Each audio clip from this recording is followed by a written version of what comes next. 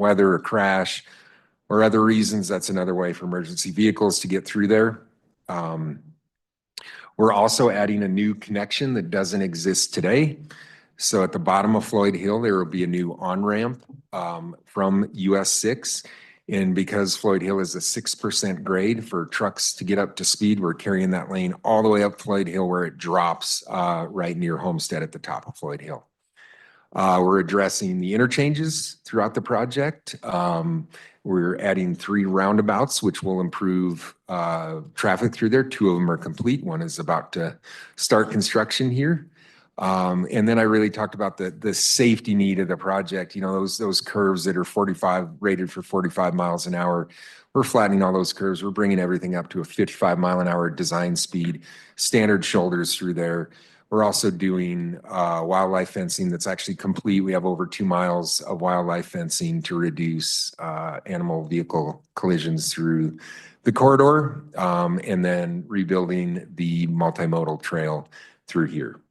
And as part of the project, we also do have 2 permanent air quality monitors installed. So if anybody's curious about the air quality at Floyd Hill, upstream at Idaho Springs, and then at the eastern end of the project, you can go to our website and check it in real time.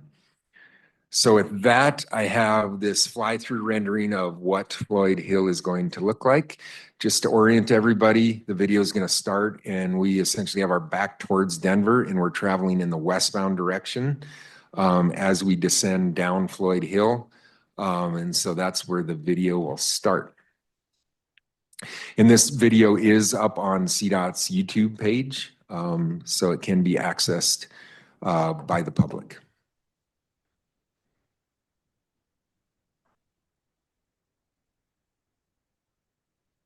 Project will widen westbound I-70 and add an express lane to improve travel time reliability.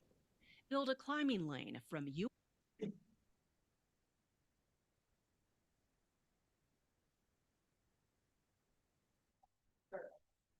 US 6 onto eastbound I-70 to improve operations. Build a new westbound I-70 off-ramp to US 6. Realign westbound I-70 by placing it on a new 1-mile-long viaduct.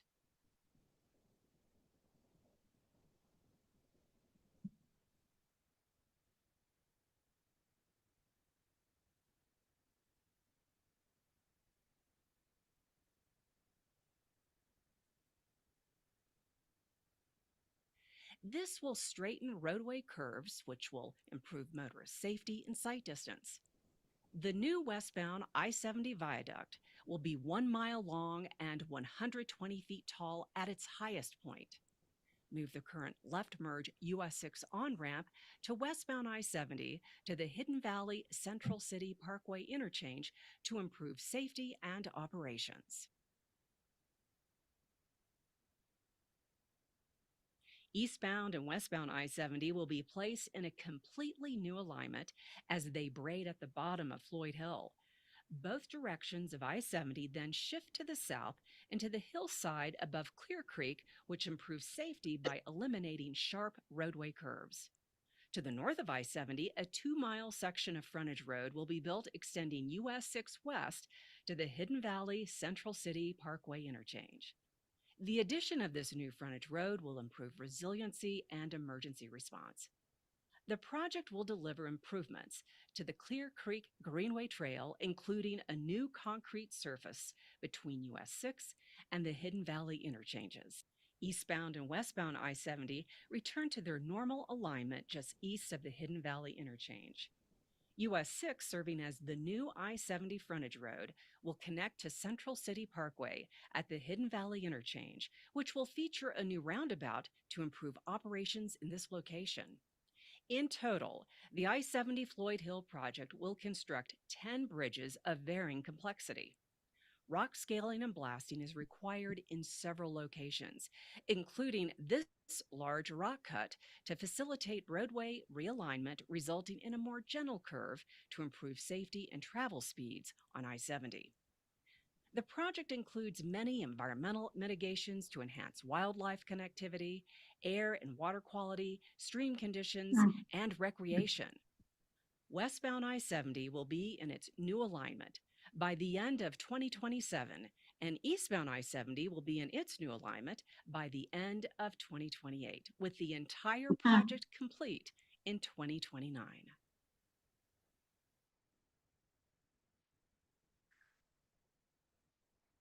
It's a general overview of the project, and we've made a lot of progress so far. So if you drive through there, I'm sure it looks quite a bit different. In fact, every time I drive through there weekly, it looks different. So we've made a lot of progress. And so talk about that here in a minute. I think the next slide is a quick look at the funding that was approved for the project. So we did come to the commission in February of 2025 to secure all of the funding that you see up on the screen there. The project consists of a lot of different funding sources from the 10-year strategic funds, which are in the current plan, BTE, CTIO, which Piper will talk about today. We were also awarded the largest grant in CDOT history, which is a $100 million infra grant from the US DOT. We also have some money from HSIP and Faster Safety Mitigation and the Region Priority Projects pool. And just the picture on the right there is a recent picture at the bottom of the hill. We talked about that over mile long viaduct, and so that's the first piece of it going up. We just placed concrete in that on Monday. Next slide, please. So if you drive through there, the current activities that we have during construction, it's a lot of bridge construction. Now we're building or replacing 10 bridges as part of the Floyd Hill project, and a lot of them are under construction right now.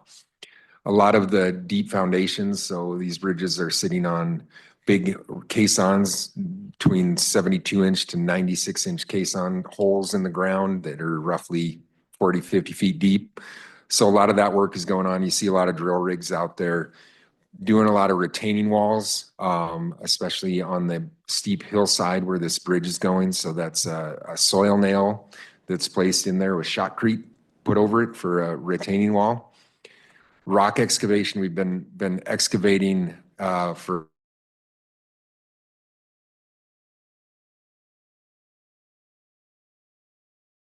some time now. The good news is good, and we'll make it so we don't have to have as many traffic holds to do rock blasting. We're also working on a lot of our intelligent traffic transportation system, ITS, work throughout the project. Rock mesh, so we're putting essentially fencing over the rock to hold it and not allow it to fall on the road. And then we're doing our rock blasting and our rock scaling, which sometimes after a blast, we have to do another couple traffic holds to knock loose rock down to keep workers and people traveling through the corridor safe. Next slide, please. So we've got a lot of work done in the last 2.5 years under construction. If you drive through there, the eastern portion, so everything midway down Floyd Hill back to the east, is in its final alignment and is complete with final striping and asphalt. You can see on the picture there, you can see the really wide shoulder in the westbound. We have not striped in the future express lane through there, but that's where that will go with the buffer through there. So once we get that complete at the end of 27, that will be there. We've also included several early projects on the project. A wildlife crossing and wildlife fencing at Genesee, roundabouts on US 40 at Homestead and 65, and a park and ride at El Rancho that is complete. We've also completed a new maintenance facility. We are impacting the maintenance facility at the Hidden Valley interchange. So built a new maintenance facility at El Rancho that they moved into last fall. We've completed over 162 rock blasts as part of the project. We've excavated 650,000 cubic yards of the 1 million cubic yards that is needed to complete the project. We've installed a lot of wildlife fencing, over 2 miles of fencing with 7 escape ramps for the animals that apparently do get in there, that they can get out. 28,000 tons of asphalt has been placed as part of the project, 7,000 linear feet of drainage pipe, and 105,000 square feet of sculpted shotcrete retaining walls. So when you're driving through Floyd Hill and you start either descending or going up the hill, look over in the mountainside, and those are actually retaining walls sculpted to look like rock, and they came out very nice in my opinion. So with that, I am going to turn it over to Piper to talk about the CTIO financing. Yeah, thanks, Kurt. So, as Kurt mentioned, the last time we briefed both the CTIO board and the Transportation Commission was a year ago, last February, and we discussed CTIO's role as bringing some innovative financing through the use of those current and future tolls on the corridor. So since that time, we have been very busy. Obviously, we have been coordinating with Jeff Sudmeyer and his team. We have been updating our traffic and revenue assumptions, both for Mexel and for the future Floyd Hill lane. We have gone out to the market to solicit proposals to help us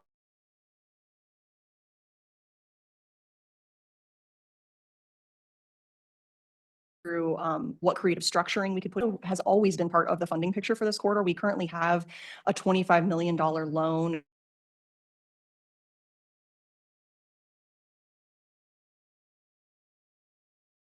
that we executed on to help deliver. So our goal here really is to kind of unify our existing loan with Wells Fargo, which we need to take action on. That has always been intended to be a short-term loan, and marry that with a longer-term structure that includes additional financing for Floyd Hill. So really looking to leverage really the revenue history that we already have up on Mexel. As Kurt mentioned, those are obviously part-time shoulder lanes, but the eastbound direction has been open for over 10 years. So we have really good operating history up there. So we want to make sure we're leveraging those revenues that we are collecting on the part-time lane, and then those future Floyd Hill revenues that are going to come off of that full-time express lane that's being constructed by Kurt and his team. So we're looking at how can we just most efficiently use all of these revenue sources to pay off our existing Wells Fargo loan and issue kind of a new unified credit structure for the corridor that's going to be more sustainable into the future. So we've been hard at work on looking at what our options are. So really this workshop is sort of the first step with you, and we'll talk about next steps coming up. But our goal really here is initial planned financing of at least $105 million. We feel very confident. We've gotten proposals back showing that the corridor can support that. Lenders have given proposals, and this is very feasible. One that would pay off that existing loan and then get us that $80 million that Kurt needs to fully fund the Floyd Hill project. And again, that debt service, we're looking at a structure that's really going to, again, balance existing dollars coming in and really knowing that we're going to need Floyd Hill time to kind of what we call the ramp up period to get up to sort of full operations and revenue generation. We're also talking with Jeff and his team about using sort of an IAA backstop, as we call it. So I don't know, I'm going to toss it to Jeff for this one to see if he wants to add a little bit more here about what we'll be talking to the commission about as it relates to sort of credit support from CDOT. Sure. So we have in the past, in several instances with CTIO, executed IAAs between CDOT and CTIO to provide credit support. So we've used this on US 36, we've used this on C470, we've used this on Central 70, Mexel, and I-25 North. So actually, with respect to CTIO, it's more the typical model to a financing than if anything. So we are looking at potentially proposing a similar credit support structure for this transaction. We're working with ratings agencies to kind of get some more input on what that would look like and different forms of that structuring, but just high level to sort of describe what that is. It would be some type of a backstop arrangement by IAA that basically says if CTIO were to come up short on debt service or on O&M, and it could be structured to include both of those things or one and not the other, CDOT will through the Transportation Commission will consider allocating funds to backstop. And there's, as Piper mentioned, there's a lot of different ways that could be structured, a lot of limitations that could be put on that. But in the past, it's been a good tool for us to use because generally speaking, where we've used it, we thought the risk was pretty low to CDOT. It's not something that we expect to have to exercise in any significant fashion. But by having that backstop in place, it enhances the credit quality and generally gets us better rates. So I think most recently, underwriters were indicating, depending on what that backstop looks like. It could be 20 to 50 basis points, so up to 0.5%, which you're talking real money on a $100 million transaction. So I think the details on that are something that we'll be coming back to both boards on probably next month. But that's just a little bit of background on what an IAA and credit support structure might look like. Yeah, thanks, Jeff. So kind of we're working through sort of the key pieces of what this deal is going to look like. But again, going to the next slide. One more. So sort of next step, Jeff teed this up a little bit, but basically after this workshop, we've been drafting documents. We're going to be having calls with rating agencies. And our anticipation is that we'll come back to both the CTIO board and the Transportation Commission in March to have a much deeper dive on the structure. Obviously talking about things like the terms for the CTIO board and also touching a little bit more in depth on kind of this backstop structure and what the relationship is going to be between CDOT and CTIO for this transaction and the financing. With our goal would be in the April meeting to have the CTIO board approve the financing, because that's clearly CTIO's role here. And then if contemplated, having the TC and the CTIO board approve an IAA that sort of memorializes overall roles and responsibilities. And, we can consider if that includes a backstop or not. So those are sort of next steps. Our goal would be to close on the transaction in May and have funding to start delivering to Kurt for construction. So wanted to provide you all just a high level update on where we are, at least with the CTIO work stream, and highlight some next steps coming up, but happy to answer any questions. Anything more to add, Jessica or Kurt? Okay. I guess I'll open it up to questions. Any questions from, go ahead, Commissioner Ritter. What other outstanding bond issuances do we have responsibility for as it relates to this project? Or is what you're proposing the initial element? This would be, so we have that existing $25 million loan for the Mexel eastbound, but this would be the first CTIO-led bond issuance for Floyd Hill. I believe BTE has some bonds that are on the project as well. Okay. Great. Any others? Okay, I had one or two. First, that excellent video, is that available on the website? It is available. It's on CDOT's YouTube website, and be happy to send out a link. Send me a link. Okay. It would be great. I want to post that. It's really informative. Second thing is, and I think Piper answered this, but it doesn't free up, or it doesn't, the refinancing doesn't give us 105 total new capital. It's 80 only, not the 105 that's shown someplace up. Correct. Yeah, we would want to size this new issuance to make sure that we're making the project whole, but also kind of acknowledging that CTIO has existing financing that we need to restructure because it was meant to be short term. So balancing those two. That's great. Okay. Any of the new members or the members of the CTIO board? I'm going to look online and see if there are any questions. Looks like we're good. Excellent presentation. Thank you very much for your work. Thank you. Okay, next up is the joint TC-CTIO workshop on Bustang funding. And we have Jeff Sedmeyer, Kay Kelly, Paul DeRocher, and Emily Hadaway on this piece. Go ahead and turn it over to Jeff, or who goes first? I'll go. Go ahead. Thank you, Chair. So great queue up of the topic. So I'm just going to start by giving a broad overview about the Bustang family of services. And then we will kind of take an opportunity to take a look at Bustang's finances now, and then over the course of the future horizon years. So if we can go to the next slide. So Bustang launched in 2015, really as a commuter-based service along I-25 and I-70, which with pretty modest beginnings. And we'll kind of talk about what that looked like in some of the later sections here. In 2018, we added the Outrider service, which is really helping to get rural Coloradans to urban services with 8 routes throughout the state. In 2019, we launched seasonal services such as snow staying and busing to Estes Park.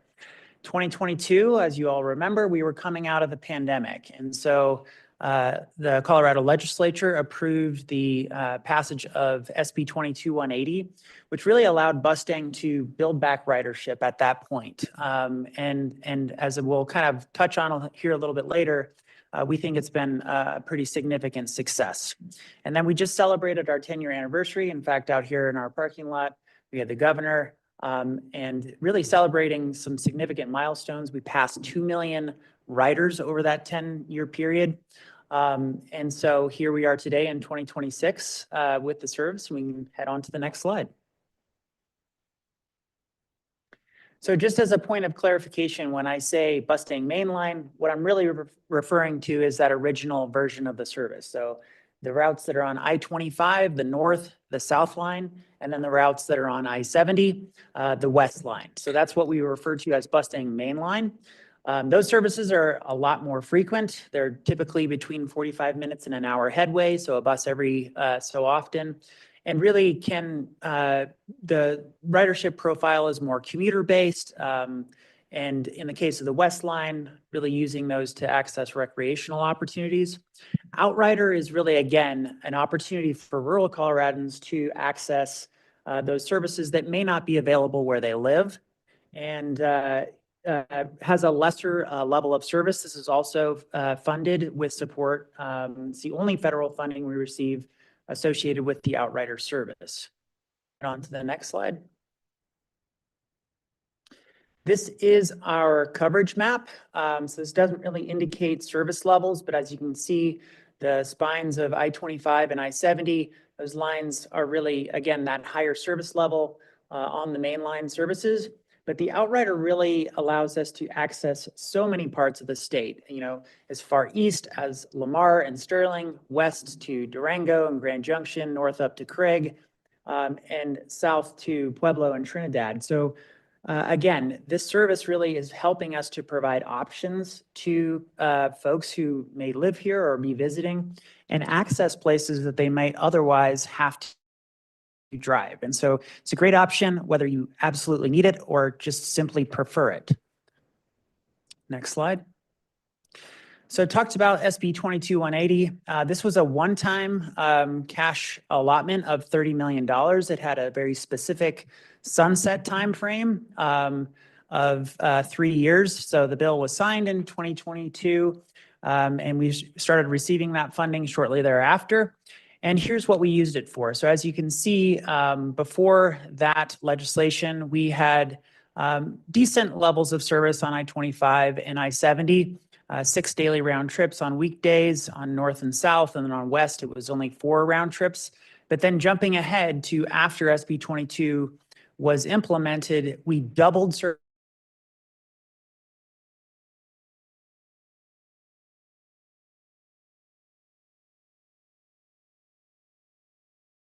to understand if you have more options to use transit, it's more convenient for you, it's going to drive ridership. And that's exactly what we saw. If you head on to the next slide. So over the course of our 10-year period, again, with those lower service levels, I think we saw a gradual and steady kind of acceptance and kind of interest in using Bustang all the way up to the point of the pandemic, where you see obviously the precipitous drop, which is reflective of, I think, a lot of ridership charts that you would see if looking at transit agencies during this period. But again, as that SB 22-180 funding came online and we added service back, we were able to really build service in a much stronger way. And in fact, beyond what we were carrying pre-pandemic. And not every transit agency is surpassing their levels pre-pandemic. So this isn't something that we view as being kind of a minimal success.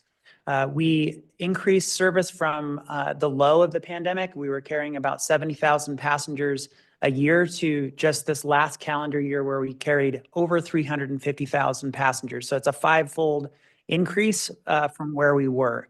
And then I think if you head to the next slide, again, some of the things that we were able to do with that funding, I didn't mention this, we'll talk about this a little bit later. At the same time that we received the SB 22-180 funding, we also received some state MMOF ARPA, ARPA federal ARPA funding. And that funding allowed us to purchase 25 new coaches. So you may have seen these ones. They're pretty new, new branding. They look great. And I think this really, again, allows us to demonstrate that this is a viable mode for folks. These aren't, older coaches. It's a very comfortable experience. And I know a lot of you have used those services yourselves. Doubled services, we open mobility hubs in partnership with CTIO, and we'll talk about that a little bit more later, that are interfacing directly with the express lanes that allow kind of a seamless opportunity for folks to board and then get into a managed lane. Outrider service, we began serving Denver International with our Sterling to Denver route last year. And that's been a success. Added a second trip between one of our more popular outrider routes between Denver and Crested Butte. And then snow staying. This is a partnership with 4 resorts statewide, providing a direct trip from Denver Union Station to those resorts. And they actually operate at a profit. And this is almost unheard of in the transit industry. But again, that partnership is really what underpins the success and the fact that we were able to operate with a net positive revenue. And then just in terms of the ridership growth, something that we've seen, especially during the service expansion, we've been growing double digits year over year since essentially the bottom of the pandemic. So 21% was what we posted last year. And this is significant. That helps us to achieve a greater fare box recovery. So the amount of fares that pay for the total cost essentially is what that ratio is. And then really at this point, I think we'll kind of transition and talk about how this translates into our revenue and our expenses.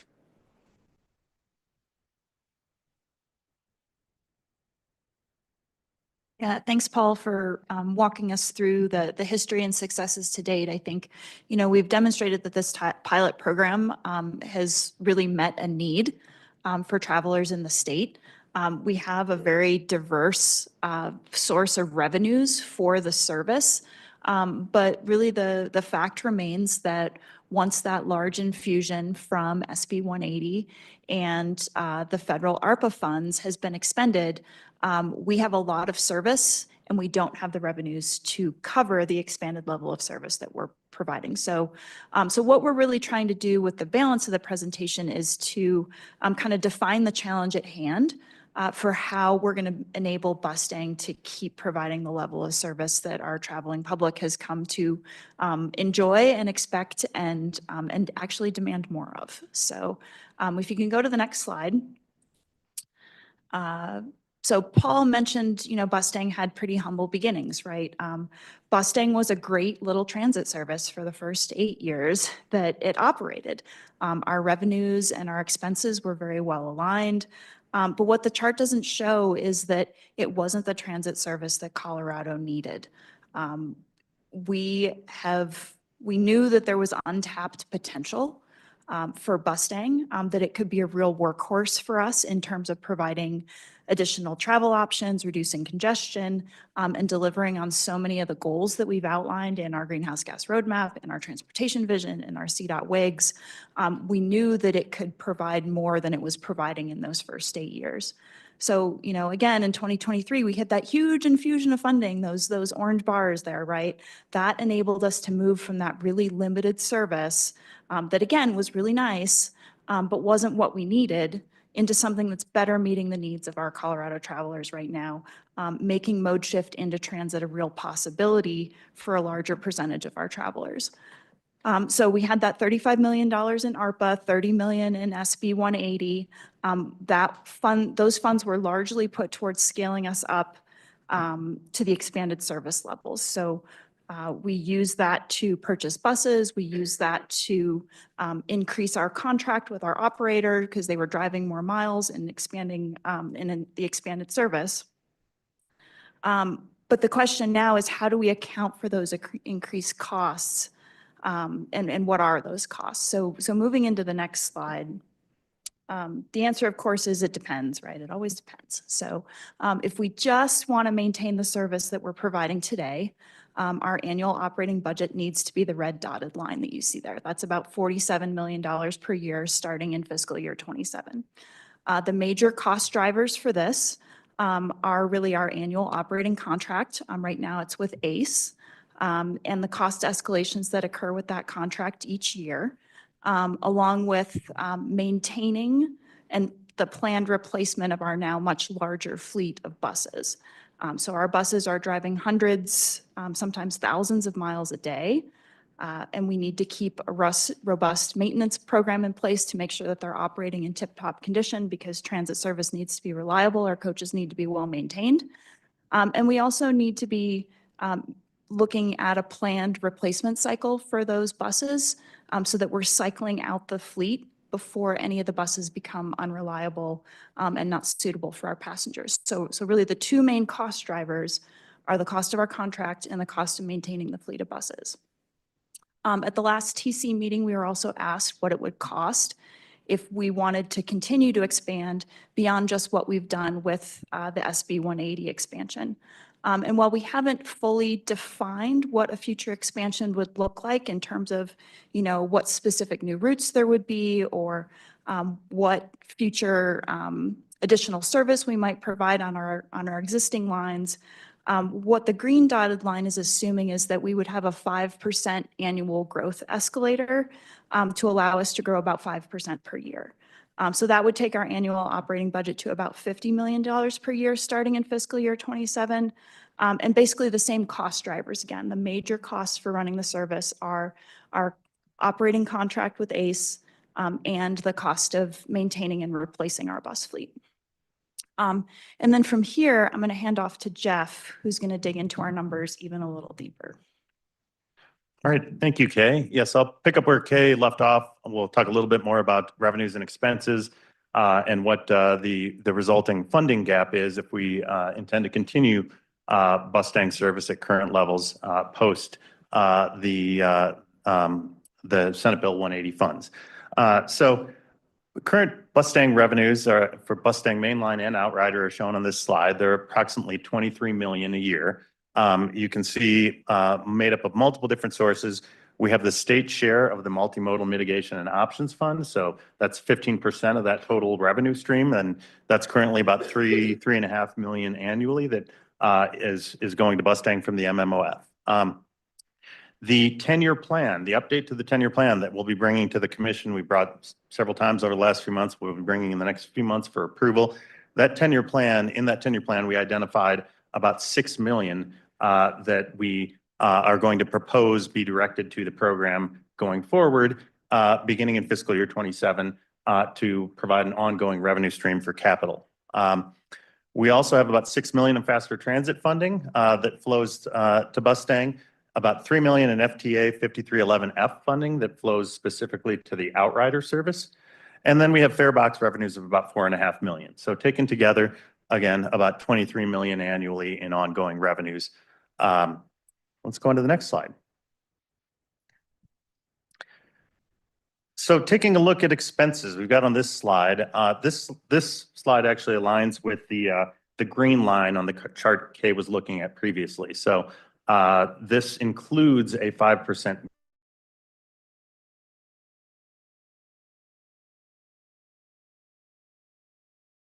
So I think this is where we'd like to be. We'd like to be to grow the service over time. So looking at this, you can see the annual costs broken down by service.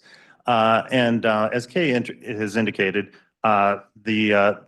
those expenses have grown over the last several years as we've expanded the service. So currently, about $51 million in fiscal year 27 across the entire suite of services, and growing to about $65 million in fiscal year 30. Again, this is the scenario that assumes that we have a 5% annual growth in service levels. The punchline here, obviously, is that level of service results in a funding gap. Currently in fiscal year 27, were we to continue and do nothing with current levels of service, we would have about a $28 million deficit. that deficit would grow to about 41 million in fiscal year 30. Now, Kay showed you on the earlier slide a green line and a red line. Again, this is this allows for a 5% service expansion. If we were to scale back from there and say, let's just look at what this would look like without service expansion, that deficit is still significant. It's a bit smaller, but it's still significant.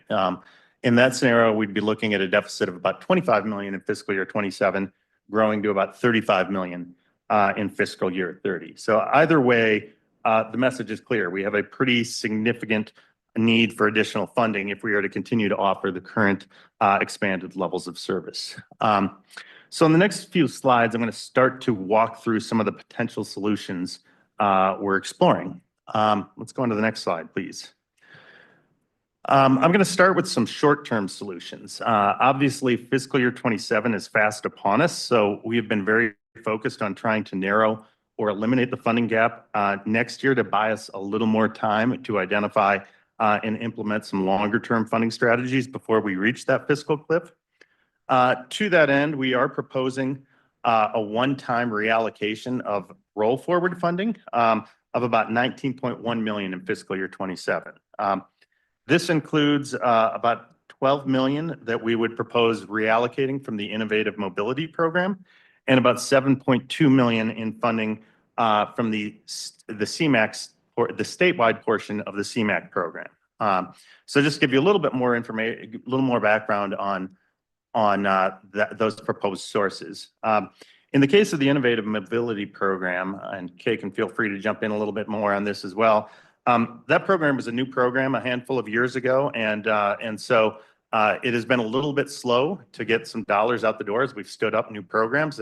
They've made a lot of progress, put a lot of good dollars to work on a number of different areas, but we are carrying a large roll forward balance, and those are just funds that have not been formally committed, contracted from prior years. So I think recognizing that this issue was out there, we've been looking ahead, and I think the Office of Innovative Mobility has kind of been holding back from reallocating those dollars or proposing additional ways to put those to work. So we could look to that as a short-term measure. And so I think we will be bringing to the commission most likely in a subsequent month a more formal proposal that would basically say we want to take about 12 million of that Innovative Mobility Program budget that's out there from prior fiscal years, and we want to reallocate it to the Bustang program to help us get a little bit further in fiscal year 27. In the case of the CMAQ funds, we have a small annual allocation of about $2 million a year from the CMAQ program. I think this was back in about 2020. The commission approved a resolution that dedicated that $2 million a year to electric vehicle infrastructure, to EV infrastructure. After we made that decision, we saw a lot of additional EV funding come in from other sources, including the National Electric Vehicle Infrastructure Program. One of the positive consequences of that is it meant that the need for that CMAQ dollars for those programs was kind of replaced by these other funding streams. And the result of that has been that those dollars have not been fully committed, and there's a balance of about 7 million. So similarly to the OIM proposal, we think we can reallocate those funds to Bustang in fiscal year 27 and buy us a little bit more time. So taking those two things together, that's about 19.1 million in additional funding. That statewide allocation, we could also look at whether we want to make that an ongoing commitment to Bustang, but that's an additional 2 million annually going forward. Were we to move forward with that, I think at a minimum, we plan to bring you the recommendation to reallocate that roll forward funding again to buy us some more breathing room in fiscal year 27. But as you'll see, even if we move forward with those short-term proposals for additional CDOT funding, we'll still have a small deficit. Not so small deficit, I should say, $7 million.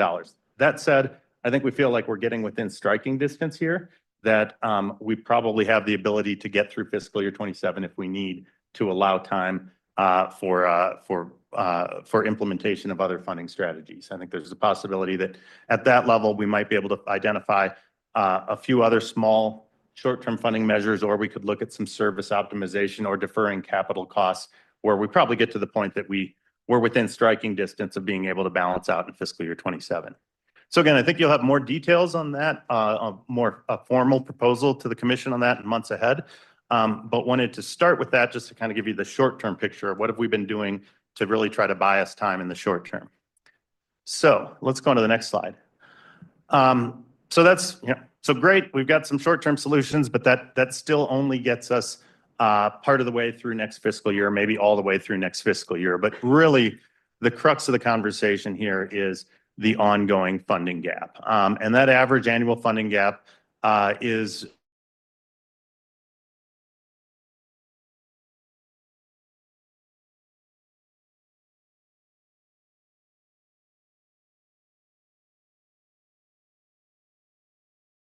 $4 years or so, about still a long-term funding gap that needs to be addressed. We've looked pretty significantly at what we can do internal to CDOT. Unfortunately, there are not a lot of good ongoing options. I think we've kind of put on the table the short-term solutions we have, and we don't have a lot of good long-term solutions. Existing CDOT revenue sources with transit eligibility are limited to begin with, meaning there are not a lot of revenue sources that actually have transit as an allowable expense. To the extent that they exist, there's trade-offs with other programs. We'd have to take from a local transit grant program, for example. Bottom line is existing CDOT revenue sources are not going to get us there in terms of closing the funding gap. So to that end, we've been looking at other options. There's been and one of the strategies under consideration currently that we're here to discuss a little bit further, obviously, with the CTIO board, is the potential for a partnership with CTIO on a joint funding strategy. And that would be a joint funding strategy that could potentially leverage toll revenues, as well as potentially some Senate Bill 24-184 congestion impact fee revenue, which is statutorily dedicated to transit and rail purposes. So I think at that point, I think I'm going to use that as a segue to hand it over to Piper on the next slide. And then Piper can speak a little bit more from the CTIO perspective about what might this look like, what would this mean for CTIO? Yeah, thank you, Jeff. And I think it's fairly natural that we're brought into this conversation at this point, right? Because as Paul mentioned, CTIO has always been involved in transit, and our lane thus far is we are using tolls to fund transit infrastructure. We have a TIFIA loan that's backed by tolls that constructed the mobility hubs, right? And I believe it was part of Heather's 10-year plan presentation on Region 4 that they have seen huge success in driving ridership through the construction of those mobility hubs. So our role has really been to fund transit infrastructure using tolls.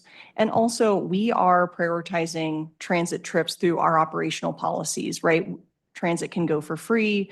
We are pricing the lanes not to disincentivize transit. So, through our operating policy,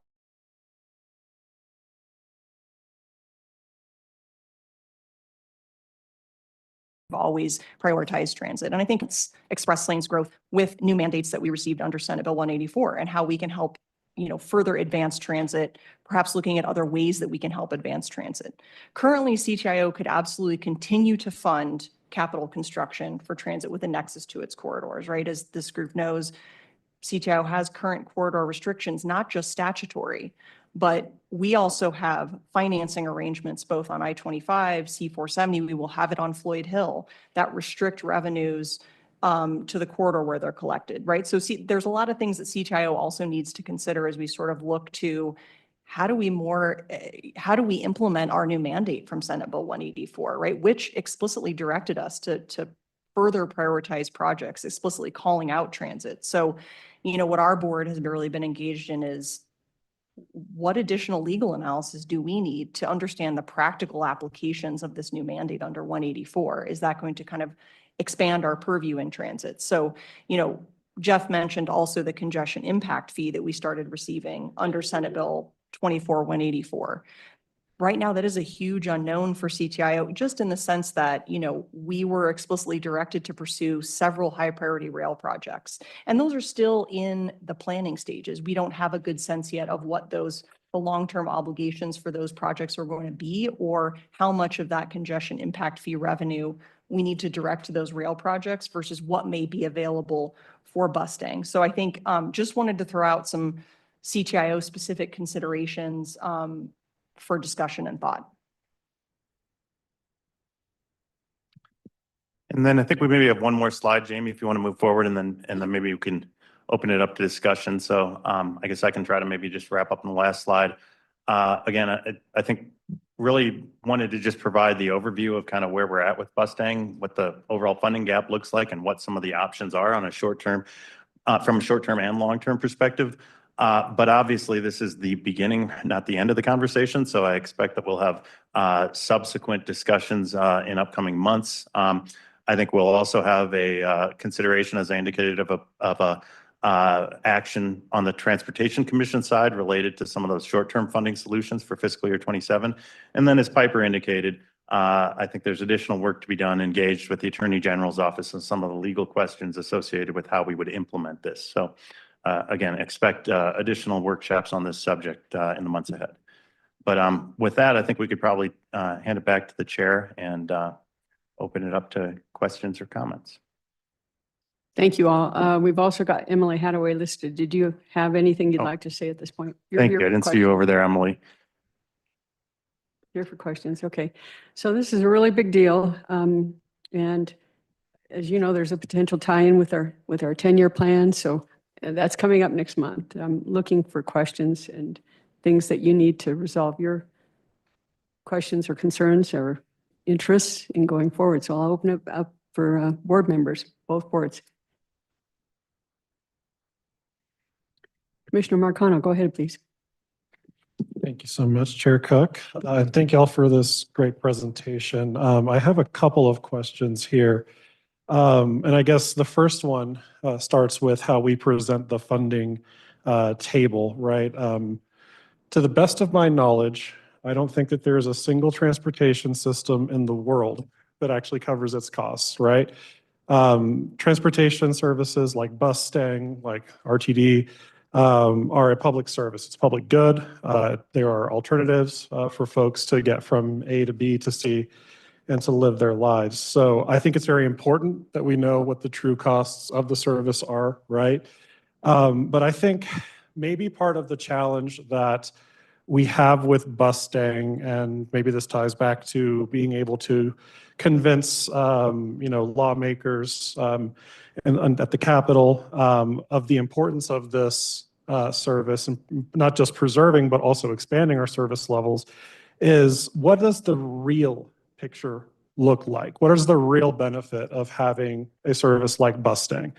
We know what our costs are, but what are the savings per rider, right? Our ridership is growing. So what does that actually mean for the folks who utilize this service, right? They're not paying, maybe, they don't have as much of a car note or any car note.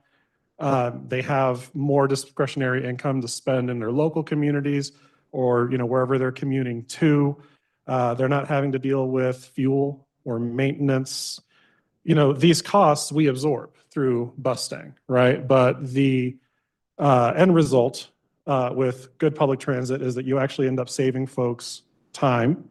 You create a more safe environment and safer options for people to get around. So do we track that? Do we have any way that we can demonstrate what the real public benefit of a service like Bustang is?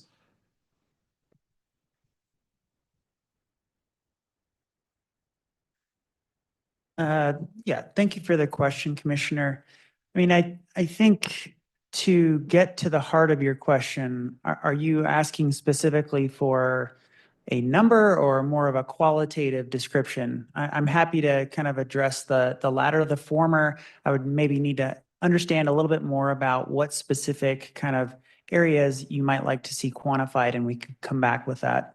Yeah, so I guess both, because, when you give us this information, it's great information because I know that we have a deficit, right? And I think most folks who are listening, they understand that we have a deficit to maintain our level of service. And that's why I started out with, again, and please correct me if I'm wrong, I don't think there's a single transit agency on this planet that actually covers its costs, right? So with the way we present this, I I think that people expect Bustang to magically cover its own costs, right? So, and I want people to understand that agencies don't do this, whether it's RTD, whether it's Bustang, whether it's TfL in London, whatever it is. So that's why I want to know, what does the actual benefit look like? So I want both. I want us to, present this in a way that's not, look at this, look at the red, right? I know that we kind of, because of Tabor and a lot of other issues, we kind of live under permanent austerity in Colorado, which is not great, especially for services like this. So I think we need to level with folks and understand the real benefit and demonstrate the real benefit of these programs. So so do we have any total amounts that we've ever kind of estimated for how much, like a cost savings, how much of a return on this investment communities see across the state? Yeah, I think one of the ways that you can calculate that would just be kind of down the path that you were starting to walk down, which is, what are the cost savings that individual consumers see through using transit? And that could be through cost savings on their own personal vehicle, insurance, wear and tear, all of that. But then there's kind of more of the externalities associated with that, which I think was kind of another part of what you were talking about, the impacts to our roads and the cost savings associated with that. And then, of course, there's the environmental benefits, the GHG emissions reductions, the benefits to wildlife and not being kind of endangered by single occupancy vehicles.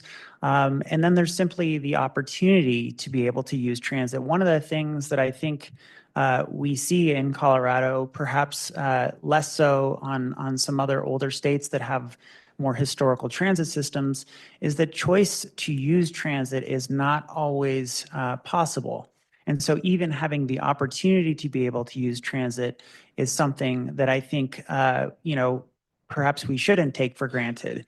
And so that really goes back to the SB 22-180 expanded levels of service. And I think what most transit agencies aspire to, which is to be able to provide that level of service that does not require any consultation to a schedule. You go out and use it much the same way as you might head out to your drive.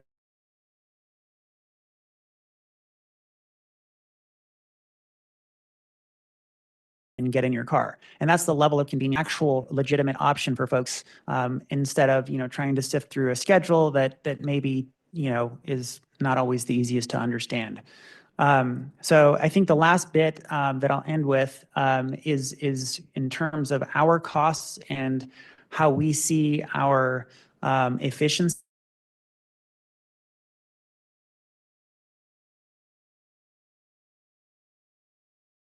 Is really based on fare box recovery. The amount of fares that we collect compared to the amount that it costs us to operate this, and really qualify that against other similar commuter-based services.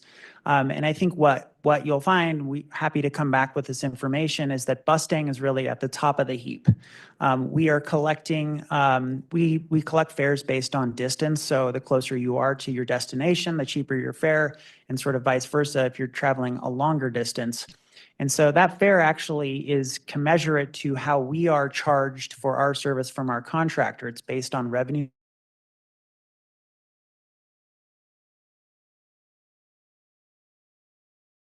And so, if we're being to the consumer. And so in that sense, we're able to recover our fares in an equitable manner. Thank you, Chair Cook. I'm sorry, is it all right if I toss in one more? I know that I've taken up a bit of time already. Thank you so much for that. So that leads me actually to my second question. So I'd like to know more about the operating contract that we have, right? Because you mentioned that is our largest cost center, second to maintenance, right? Just want to make sure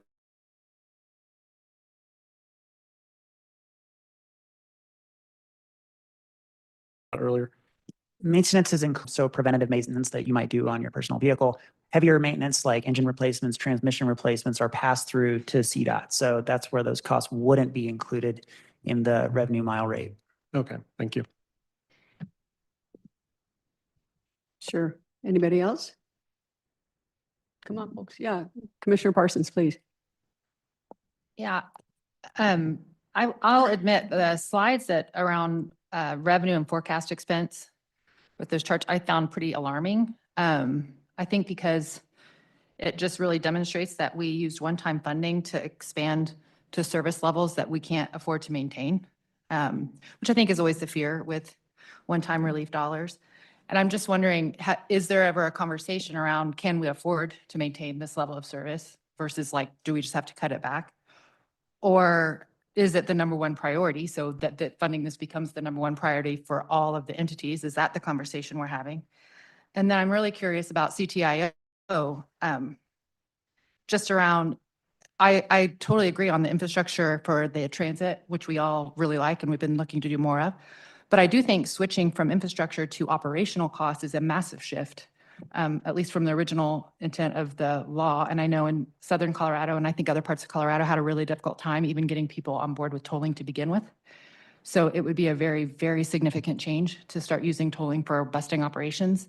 So I'm curious if that were to happen, what percentage, and you may not know this yet, it might be something we learn later, and that's totally fine, but what percentage of CTIO's budget then would be absorbed in operational costs for busting? And at what point would that level off? Because the charts just show expanded growth deficits. We don't know. Yeah, is the simple answer. We haven't really done any of that analysis. But yes, you are right. It would be a massive shift in our role in transit.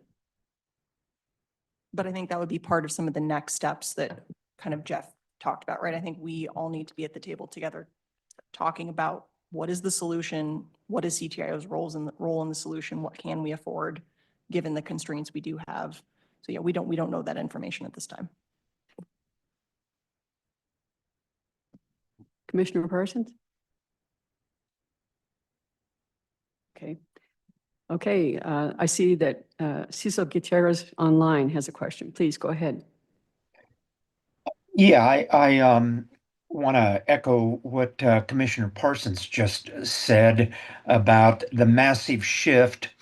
And I really think that it's a stretch when you set up an enterprise for a specific purpose. And then 16 years later, we're looking at that funding stream that is supposed to be, as an enterprise, directly related to that particular fee and the surface infrastructure that's supposed to pay for, based on the law. So I think that is something that I find is, if we're talking to the public, that's a tough sell. At least I've had a tough time selling that to people when I talk to them about that. The other piece of it is that I agree with the one-time funding. One of the things I learned in Government 101 is that once you start a service, people become you've got to continue it. And if you start it with one-time money and you put yourself in this kind of a bind that we face today, we've got a problem. And then now we're looking at how do we stretch regulations and laws, and how do we overcome legal this and that and the other. And I think that's a bad way to do business, quite frankly. So I'm really concerned about that. But the other thing is that I really don't think people understand how the budgeting for CTIO works.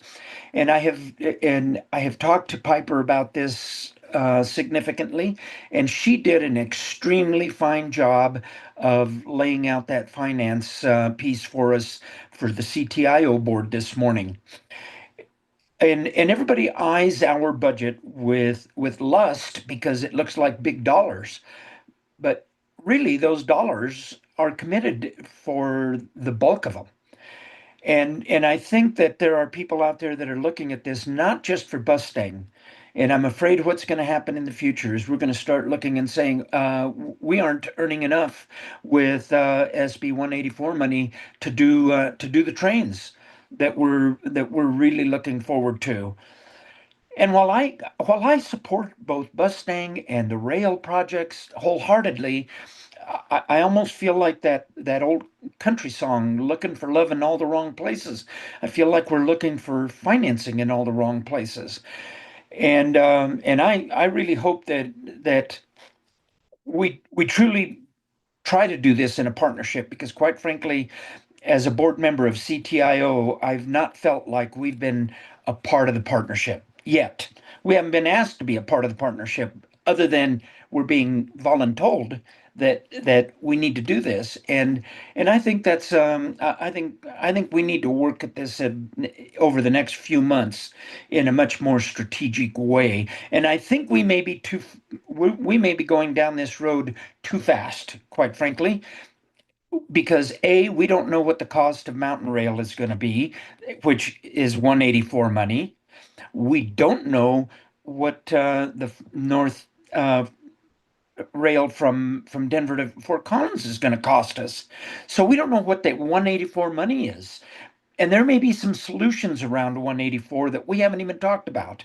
So I'm just a little concerned that we're getting ahead of ourselves, and maybe this is just the start of the conversation, and I sure hope so. And I hope it's in a much more collaborative manner than holding projects hostage. And we try to figure out so that there's got to be a better way. That's all I got to say. Thank you. And I appreciate everybody's patience with my frustration. Thank you, Commissioner. And we also have Terry Hart online. Commissioner Hart, go ahead. Thank you, Madam Chair. First of all, I want to thank everybody for this first level of conversation. I think it's frankly accomplishing exactly what we had hoped that it would do, is basically identify the specifics of where we are, what we need to do in the future, and basically what options would be faced. And obviously, whenever you're looking at funding gaps, you look at potential revenue sources as well as ways to trim expenses. So I think it's a good start. But from a positive perspective, I frankly think looking into this is the right thing to do. I really see the future of transportation, and not only in Colorado, but throughout the United States, as really trying to find a way to utilize multimodal transportation, particularly transit, as much as we possibly can. And I think that we got a pretty good start into that with the presentation that we've seen today, to see how we first got started, taking baby steps. We've taken some bigger steps, and I share Cecil's concern on expanding a whole lot with temporary money and then saying, okay, now what do we do? But we are where we are. So my thought is, I see Bustang as evolving along with passenger rail transportation, and Bustang being an incredible feeder and supporter for that effort. And I speak quite a bit from my part of the state, the southern and eastern part of the state, that if we have an efficient transit system that feeds citizens to services where they need them, particularly as we evolve and services are being focused more and more in metro areas, that means that those of us who live in the outer areas of the state need to find a way to efficiently get back and forth. And so I just think our big vision, our future vision is frankly transit and helping citizens significantly with options to not having to just jump in their car and to drive long distances to handle all these things. I really also appreciated the comments from Commissioner Mercado talking about some of the individual costs that are individuals would otherwise incur, but do not. And I thought that generated a very nice response from staff saying, yeah, there's lots of things that we need to be quantifying. It's the individual cost saved, it's the impact on our roads and the impact on maintaining our roads. It's the impact on greenhouse gas, wildlife. It's a whole bunch of things. And I do think that all of those things we need to do our best we can as we work our way through in this conversation. So that said, I think the bottom line is further conversation, very close analysis legally of where we are. Cecil brings up some very good questions about what you can do with an enterprise and the limitations of what you can do with an enterprise. So we need to take a look at that very seriously. And then frankly, I think it's probably going to require some legislative help. I don't think that we're ready for that right now because I'm not totally sure we've refined exactly what we need, other than we know we need money. But how to say that specifically is important. But anyway, I guess I'll go ahead and wrap it up. I just want to say very strongly that I'm a big supporter in this discussion. And I think that even though it is a big lift moving CTIO out of just construction type of projects into potentially assisting with transit, I say, okay, well, let's look at it. I'm always open to whatever is the best option to deliver the services that our citizens need and demand. So anyway, positive note. Thank you for the conversation. I look forward to a lot of very good, robust conversations to pin some of these issues and questions down. Thank you. Thank you. We have Commissioner Jones. Go ahead, please. Yeah, I want to thank staff for the great presentation, and I appreciate the robust conversation we're having, and certainly agree with a lot of what was said. You know, this is an important conversation. We need to get it right. Money is tight these days, but I guess I find myself probably in the same space as Commissioner Hart in feeling that there's a positive opportunity before us. I think, you know, Colorado has a category of things that's underfunded, but I think transit operations has long been one of them. And I remember 3 years ago when the decision was made to try to juice Bustang and see if we invested more money, would it work? Would people like it? And it turns out the grand experiment worked. People love it, and it's very popular, and it's a consistent theme when I'm out at meetings and talking with people about how great Bustang is, and wouldn't it be great if we can figure out how to continue it and to expand it. So that was the experiment, to see if it was worth investing in it. And now we're at the tough conversation about, okay, how do we do that? And transit's tricky in that you don't have riders until you have a service that's good enough to ride, you know, so chicken or the egg. So I really I applaud that we have 10 years of success with Bustang. And I guess it's a tough problem that we have to solve now, but I'm glad we have that problem because Bustang has been that successful. And I guess I want to be encouraging of the conversation that's happening at CTIO. I mean, Cecil's right. It's a shift, but when I'm out talking to people, it's I think a logical shift for things like toll revenues to go into the overall performance of the corridor. And I think one of the things that would be helpful for us as we look at this, my understanding of, you know, increasing Bustangs, for example, on I-25, is that it will make the transportation system overall work better and provide long-term congestion relief and transit choice to riders that may not be able to afford a car or be too old or too young to have a car, et cetera. It would be nice to understand how Bustang fits into the overall investments that we're making in that corridor. And, you know, representing part of Northern Colorado, certainly there is a lot of desire to make sure that the projects that have been on the list in the 10-year plan actually come to fruition. I think if there is certainty around that, people are also willing to be a part of the solution of funding Bustang. So part of it is really understanding how much, what are we projecting in terms of toll revenues and how much might be available for Bustang in addition to project costs? And can we have our cake and eat it too? Maybe the cake takes longer to bake slightly, but if there's some certainty around those numbers, I think that's a conversation that people might be willing to have.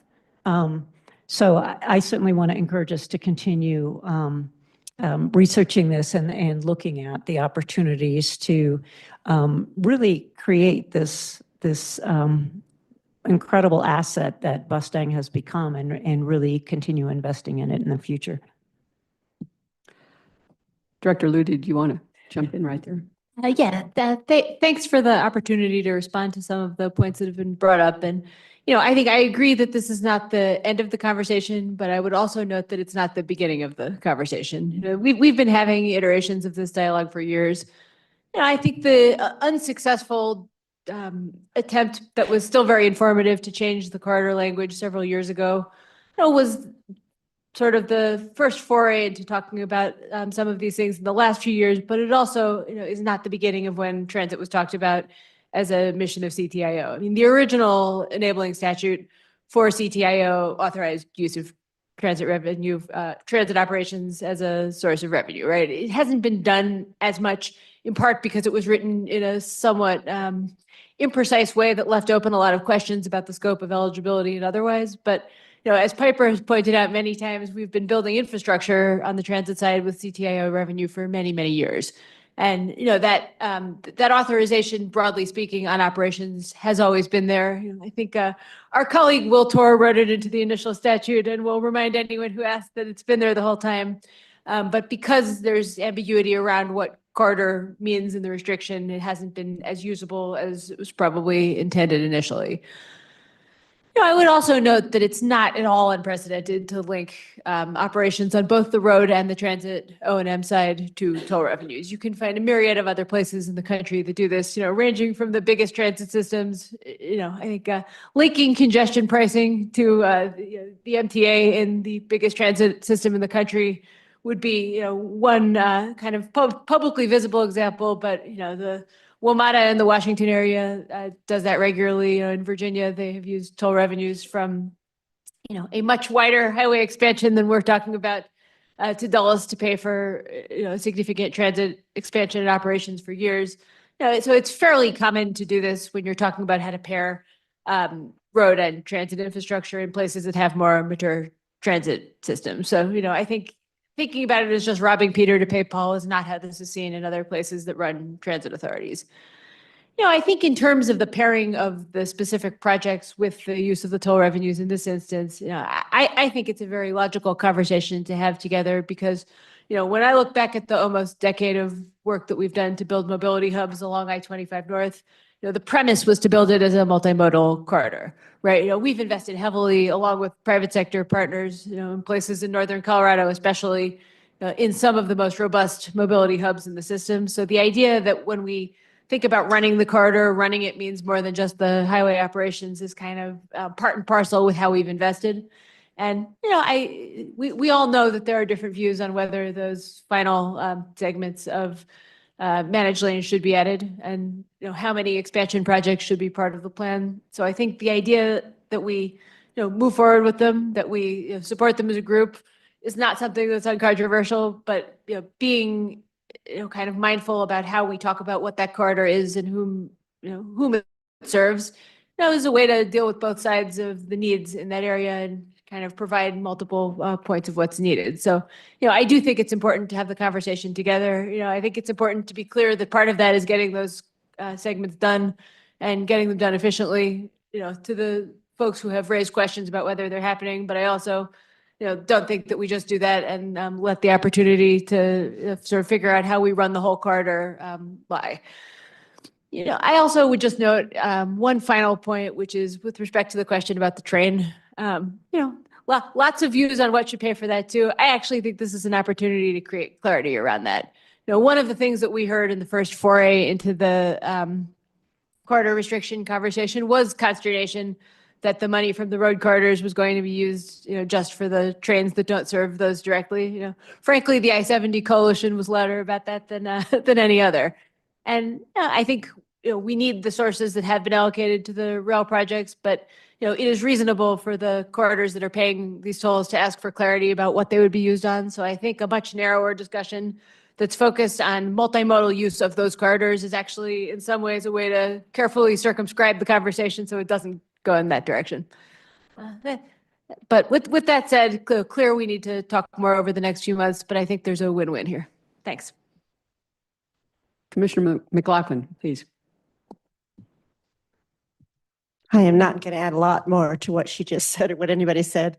I just think that we always have to be careful when we look at a pilot program. It's kind of an experiment to see if it's working, and this is working. And I think to just throw it out and say, well, maybe we forgot, we should make sure, I guess, every time that there is a financial reward if it is working. And I don't know how that slipped through, but it did. But I think we need to keep talking about this and keep saying that this is a really successful program, and it fits into the climate change discussion that's happening, and how we don't need more highways, we just need more efficiency, perhaps. So I think when you have a pilot program that's working, I think we need to make sure that it goes through successfully and keeps up that success. And if you look at that graph, it's very successful. So I'm with it. Great. Anybody else? I want to echo that point. I think 180 was intentionally set up to increase service. So it wasn't like your usual set of grants that have a one-time funding and it's certain, and then it's up to you to financially work it so that you're not reliant on that. We were directed essentially by that legislation to increase service and to see what happened. So we did, and as you note, it was very, very successful. So the question now becomes, how do you sustain it? Because one thing about ridership, it's not like you can just flip a switch. In order to see meaningful gains with ridership, you have to sustain service over time. So to get beyond where we are now, to accomplish a meaningful mode share within the corridor, I think we need to find a way to do this. I had a couple quick questions. Jeff, are we affected in these calculations by the loss of the 10 million general fund transfer? So with respect to that, are you referring to the MMOF general fund transfer? Yeah. Yes. So the short answer, so the JBC recently voted to consider eliminating the ongoing $10.5 million transfer to the MMOF.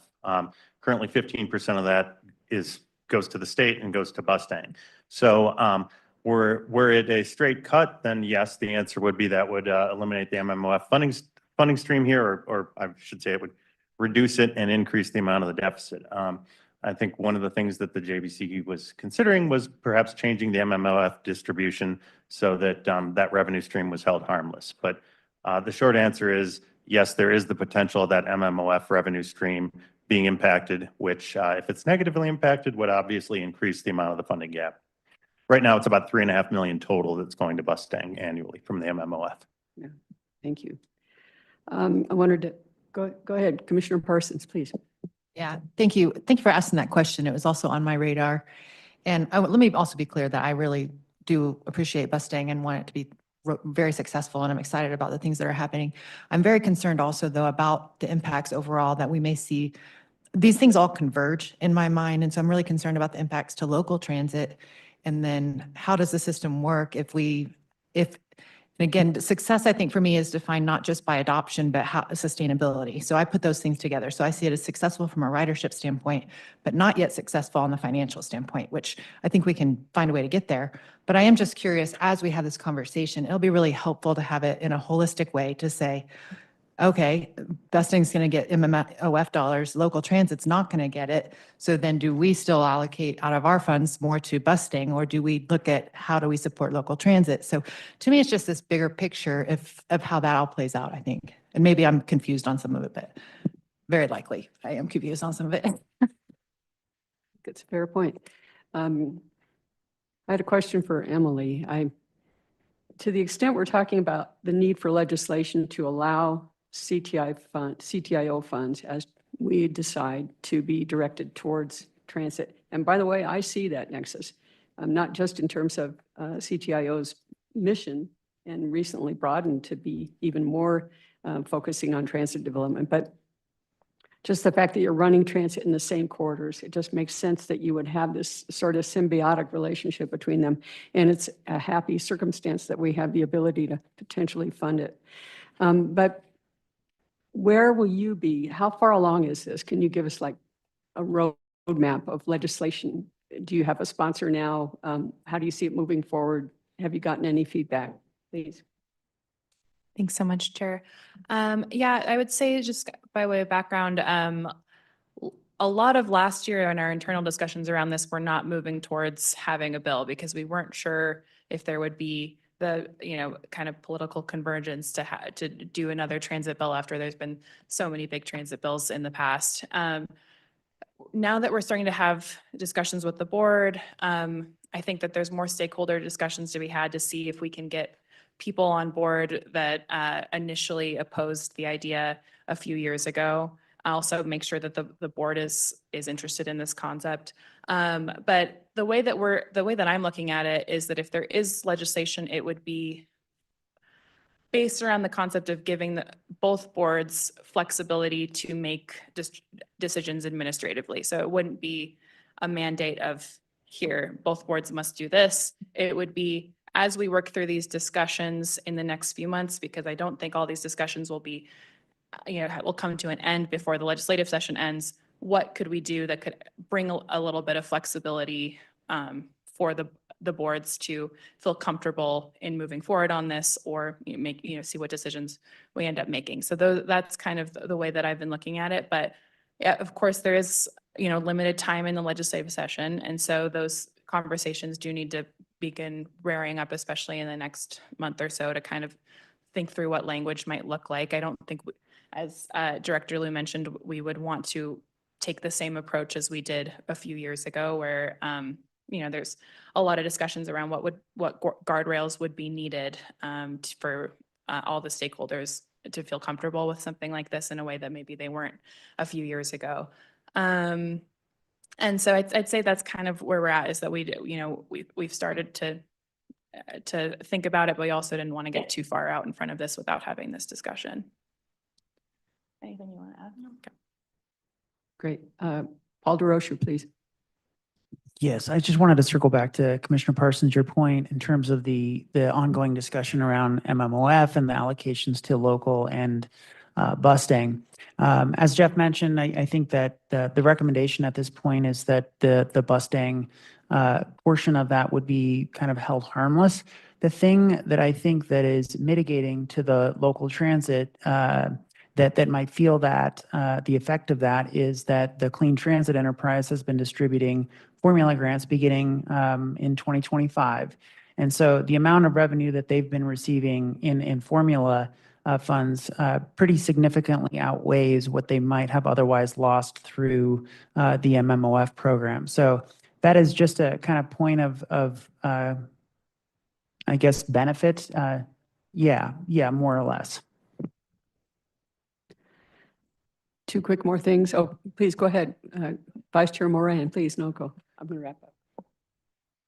I know we're sort of wrapping up this conversation, but on the tail end of what Emily said, I just wanted to echo some of the comments from Director/Commissioner Hart around my support from a CTIO perspective of this conversation. I think I echo some of Commissioner Gutierrez's comments around sort of some frustration of how CTIO has been engaged in these conversations, and just want to reiterate that from my perspective, we are eager to be partners with you all as we navigate this conversation. I think it's a very important and necessary conversation, particularly from a legislative lens. I think we are excited to have these conversations with you all. I think this is a very necessary shift in how we think about funding transit and how we think about our transportation systems becoming better integrated moving forward. Okay, thank you. Two quick things. I think both Commissioner Marcano and Commissioner Jones were seeking some more quantifiable benefits that we could point to.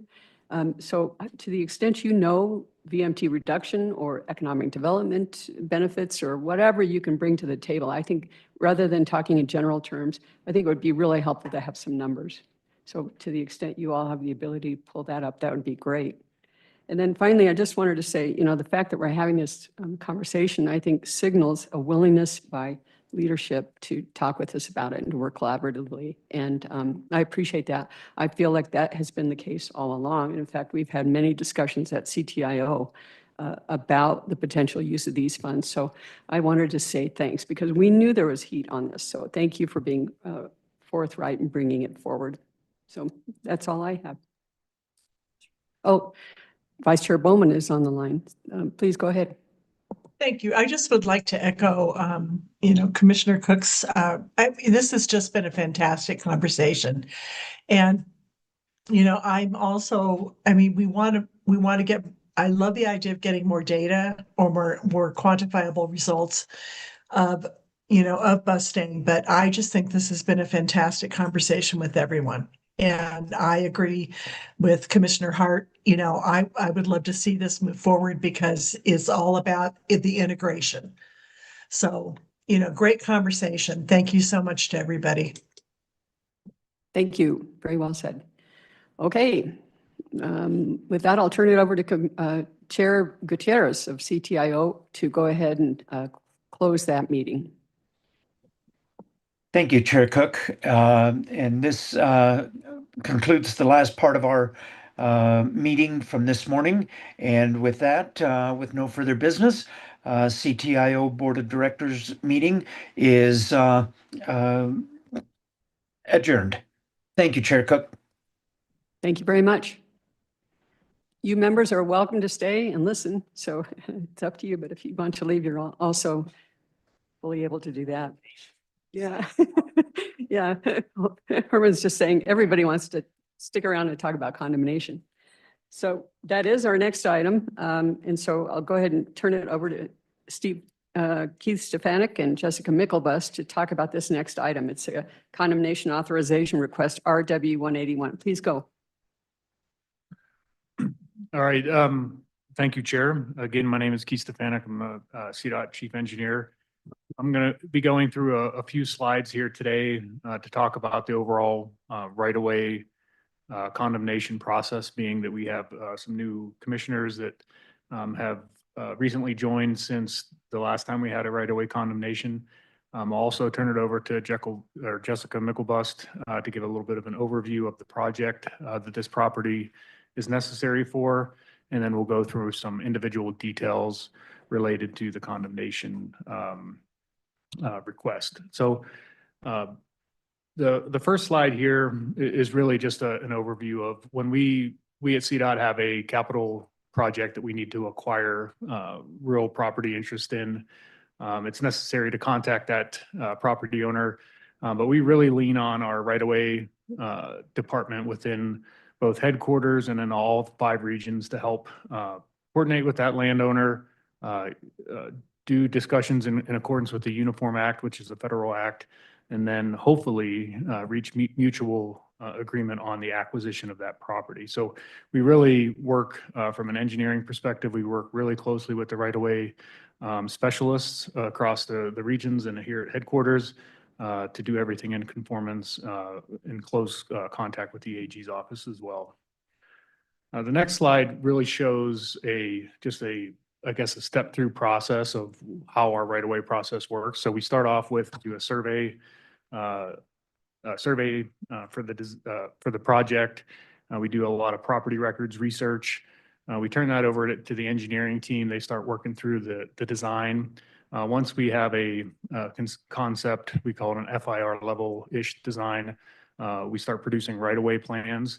We use those right-of-way plans to then do the evaluation of any required property acquisitions. We get into the acquisition process, which we begin letters and notices to all the property owners that we need to acquire from. If it's mutual and it's agreed upon, we move into the right-of-way clearance phase, down to construction, and then eventually after construction, the property is overall managed by our property management division within our existing right-of-way. If we step back up to the acquisition process, if it doesn't go successfully, we typically move over into the condemnation phase where we engage the Transportation Commission to get authorization. We move for immediate possession, and we bump back over to the right-of-way clearance, back down into construction. It's really that right-of-way clearance, that last yellow box that is really crucial for us to get our project moving out, is to obtain that right-of-way clearance. Again, we do everything from a property acquisition perspective in conformance with the Uniform Act, which is detailed in our right-of-way property acquisition information packet that we provide to all the property owners upon contact. The next slide is a little bit more of a detailed zoom in on when an acquisition settlement cannot be reached. The authorization to condemn is sought and must be approved by the Transportation Commission prior to pursuing condemnation proceedings per the Colorado Revised Statute. So that is a very detailed line in the Colorado Revised Statutes that we need to follow. And that's what we're here today for, is to seek, is to do a workshop, and then tomorrow seek authorization through a resolution with the Transportation Commission. The flow diagram really just explains where we would get to. So if we were able to get Transportation Commissioner authorization, it would bump it over into a condemnation package would be prepared. The AG's office would again review it, and then we would work towards either immediate possession or via legal settlement, and then move on with the project. So that gives a little bit of a summary of the right-of-way condemnation process that we go through for our CDOT capital program. The next slide is really where I'm going to turn it over to Jessica to give a little bit more of a detailed overview of the project that this condemnation request is required for. Thank you.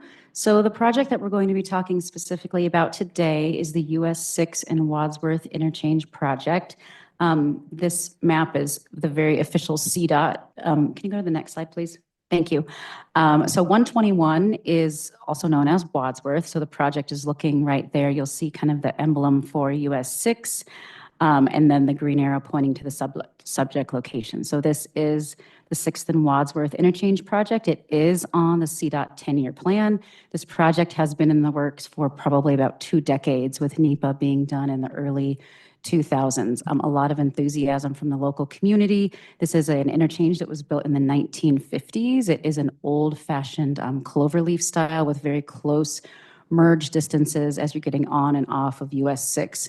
The bridges have extended their useful life, and so this really falls into the bucket of repairing our roads with a replacement of the 2 structures that are present there.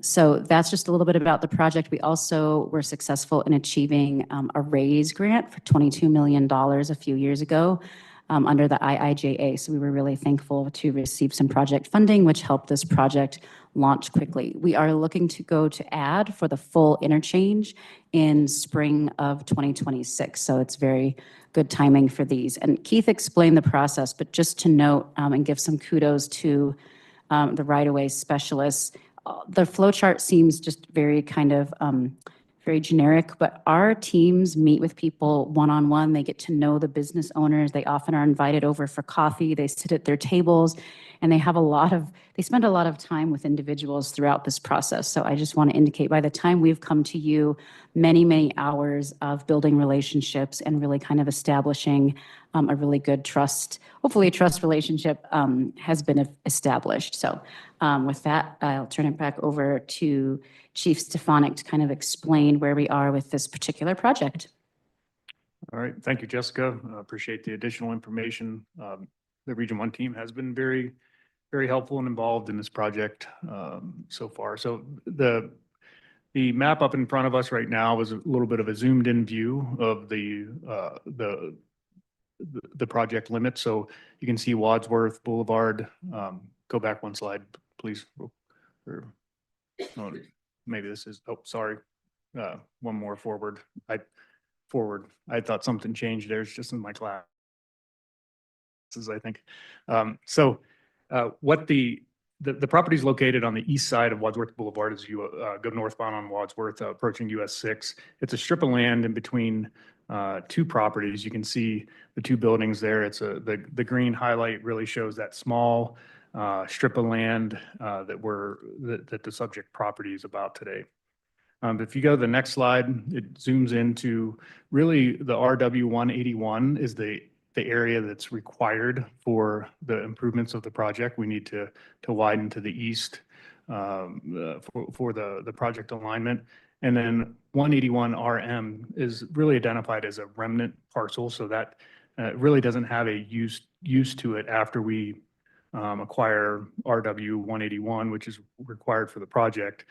So we would be looking to acquire the entire property, both what's required for the project and then the remnant parcel, since it really doesn't have a use. And then we would look to dispose that at a later date.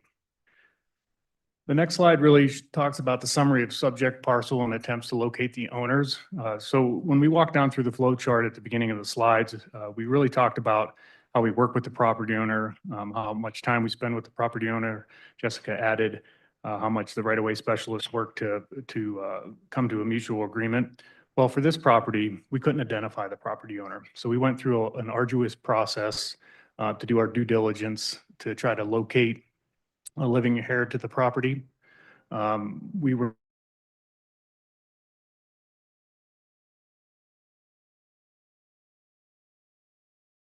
to find a living owner of the Yum Yum tree it was deceased. However, previous deeds did not include that strip of parcel within that Yum Yum tree property. So the subject parcel, again, is about 5 foot by 130 feet in between the two adjacent parcels. The proposed acquisition is about 173 square feet, leaving a remainder of 457 square feet. But we would look to acquire all of that. The waiver evaluation that we prepared is just over $5,000 of value for this property. So with that, what we would like to request from the Transportation Commission tomorrow via resolution is authorization to move forward with right-of-way condemnation. We do have a bunch of detailed steps that occur after that approval is provided. If you guys have any questions on those steps, we'll definitely go through those. But really, we need this property to do the improvements for the US 6 Wadsworth project. We will continue all of our efforts to hopefully successfully locate a property owner through the condemnation process. But if we're not, we'll go through the proper steps along with the AG's office to dot the i's and cross the t's on this. So with that, I'm happy to answer any questions that the commission may have on this agenda. Thank you. Any questions? Checking online too. Who is? Oh, I thought Commissioner Barrett raised your hand. Oh, go ahead, please. Just out of curiosity, is there a de minimis amount that wouldn't have to come to the Transportation Commission? Great question. I believe any condemnation that is required would have to be approved by the Transportation Commission. Staff does not have the authority to proceed without TC approval. Go ahead, Herman. Interesting background, and I don't know if Justin might remember some of this, but previously these didn't go before the Transportation Commission, and there was a court case, Americo, that required, like, look at the statute. You can either start sending these to the commission or you can go change the statute. And we've chosen not to try to go change the statute, but do you have anything you want to add, Justin? Yeah, Herman is correct. The statute has subsequently been changed as a result of that Colorado Supreme Court case, which now does require clearly the transportation to authorize condemnation proceedings. You got it. Any others? Has anybody been paying taxes on it, or what's that status? Great question. The answer is we believe no. It has been turned over. It was in, I think it went into the, I forget what you exactly call it when you can go up and basically try to pay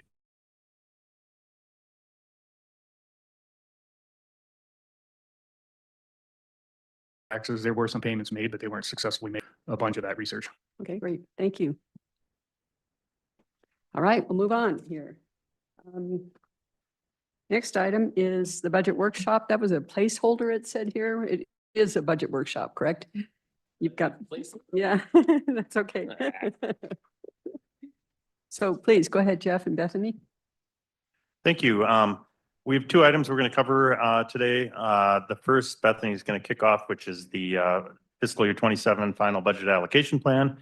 And then the second part of the workshop will touch on the HQ building COP refunding, which has an approval, resolution of approval that we'll be bringing forward to you tomorrow. So I'll hand it off to Bethany to start with the fiscal year 27 budget.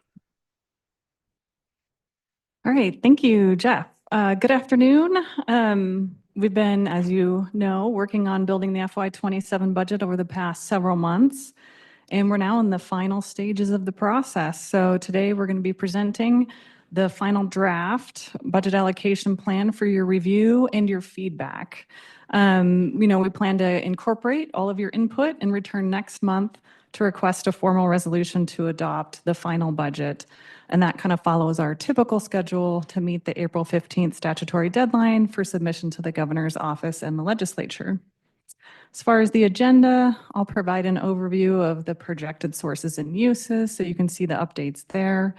I'll discuss the revenue allocation plan and the spending plan at a high level, and then kind of go over the more noteworthy changes since the proposed budget was last presented in November, including updates to the 10-year plan. And then lastly, we'll kind of review the specific decision items and roll forwards and walk through the timeline for final adoption.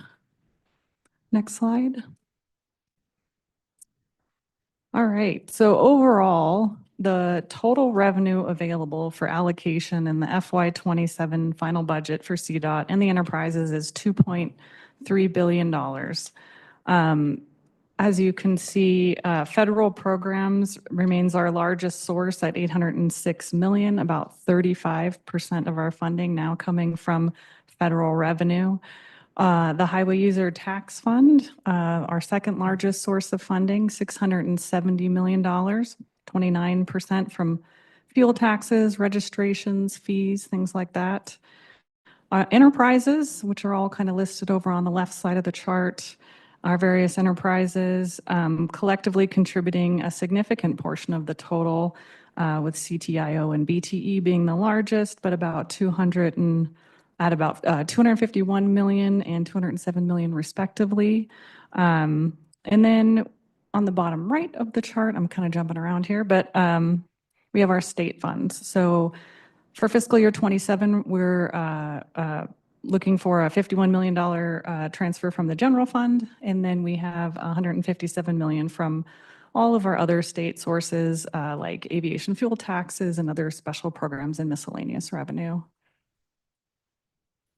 Okay, next slide, please. So on the other side of that, we have sort of the uses of the funding, the largest category being capital construction, $783.1 million, or 34% of our funding. We have planned to go to capital construction, so asset management, safety programs, the 10-year plan, and then RPP as well. The second largest category, maintenance and operations, $596.4 million, or about 26% of our budget, covering maintenance program areas, real-time traffic operations, ITS, all of those maintenance and operations activities. Beyond that, we have sub-allocated programs, about 20% of our budget, $462.2 million, gets passed through to local agencies. And then kind of finally, the remaining funds support agency operations and administration, that's $152 million.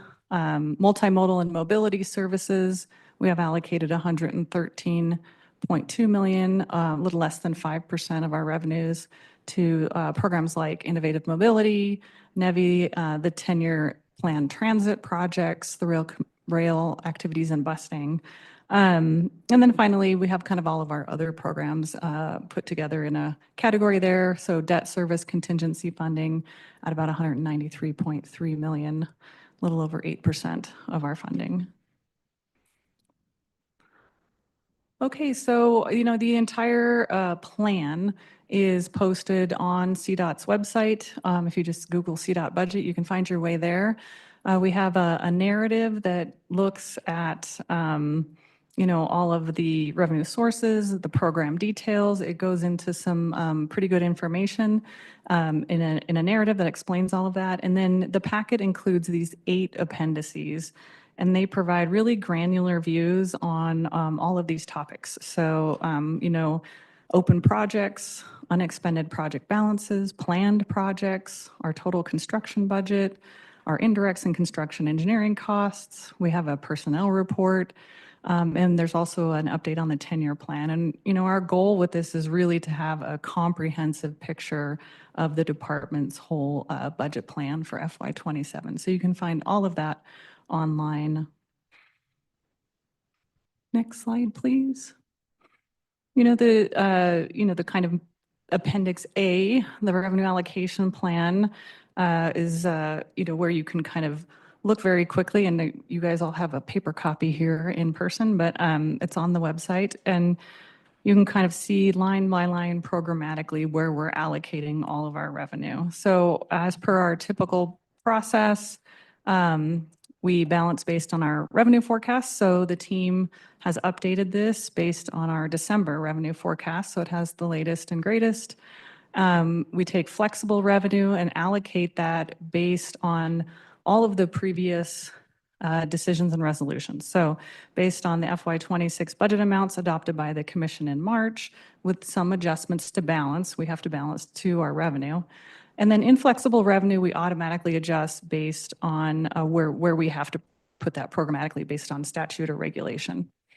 Asset management and maintenance programs, we fund according to the FY27 asset management planning totals, which were approved by the commission in September of 2022.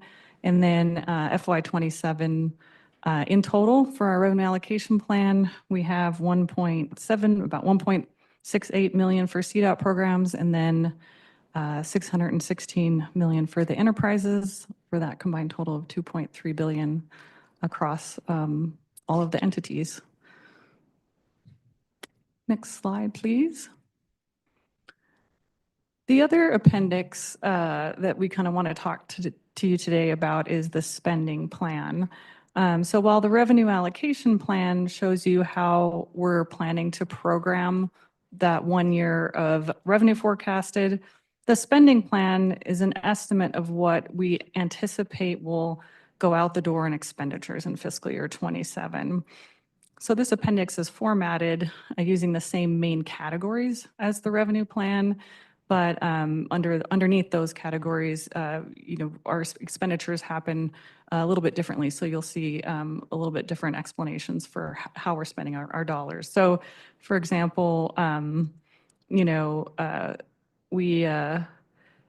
we expect the bulk of the expenditures, about 1.3 billion, to be dedicated to capital construction. So that would include contractor payments and pre-construction activities and those types of things.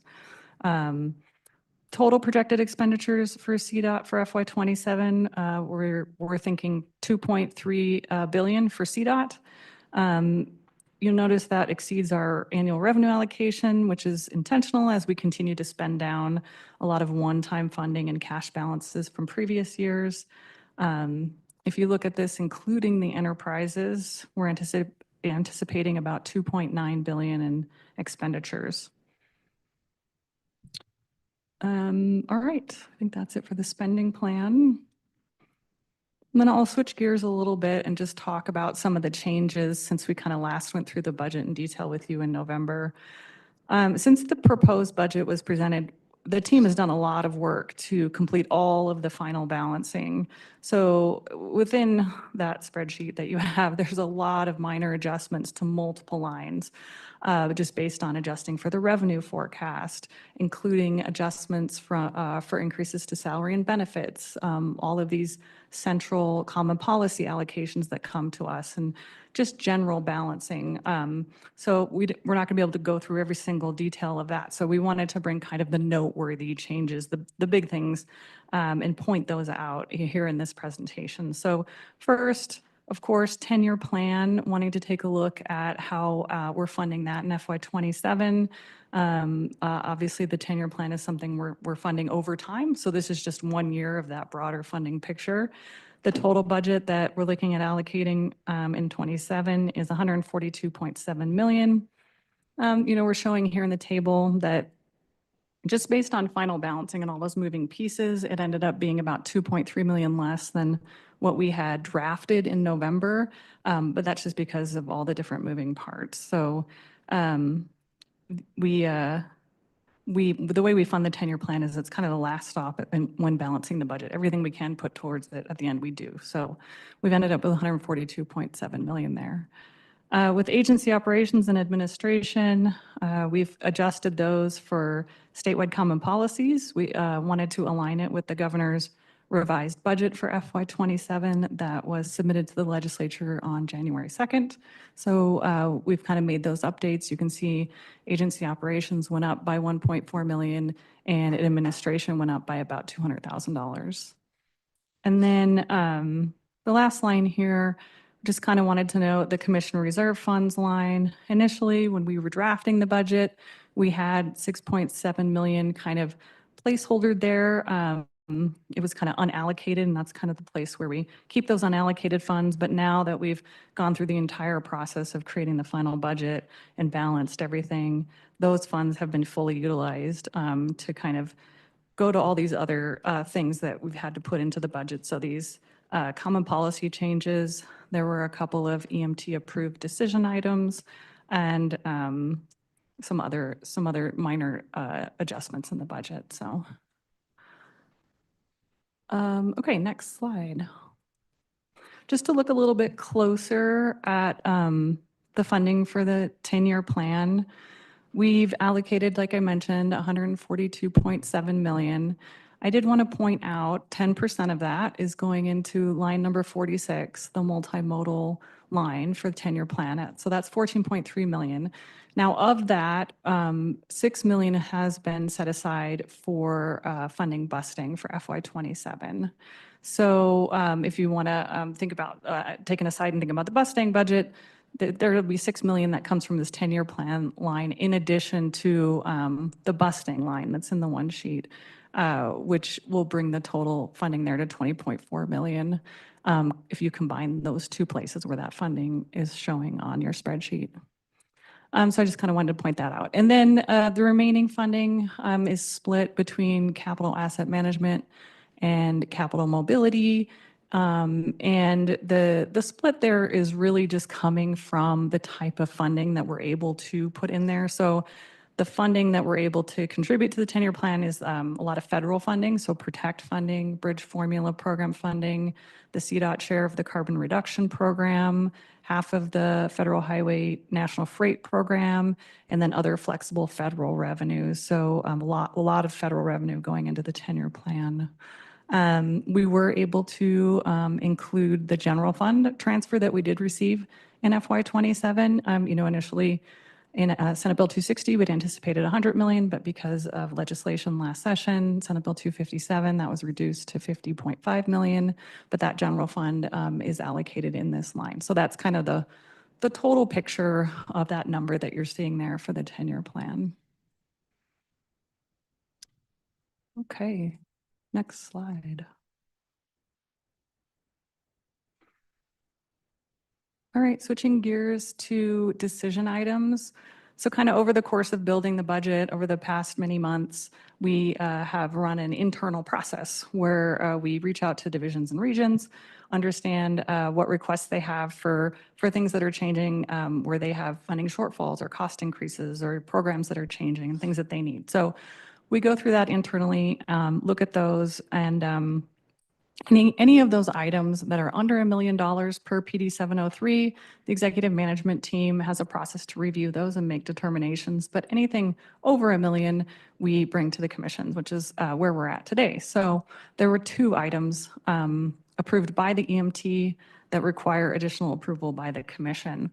One is a request to expand the safety patrol program for $1.3 million, and that would impact the real-time traffic operations line, line 40.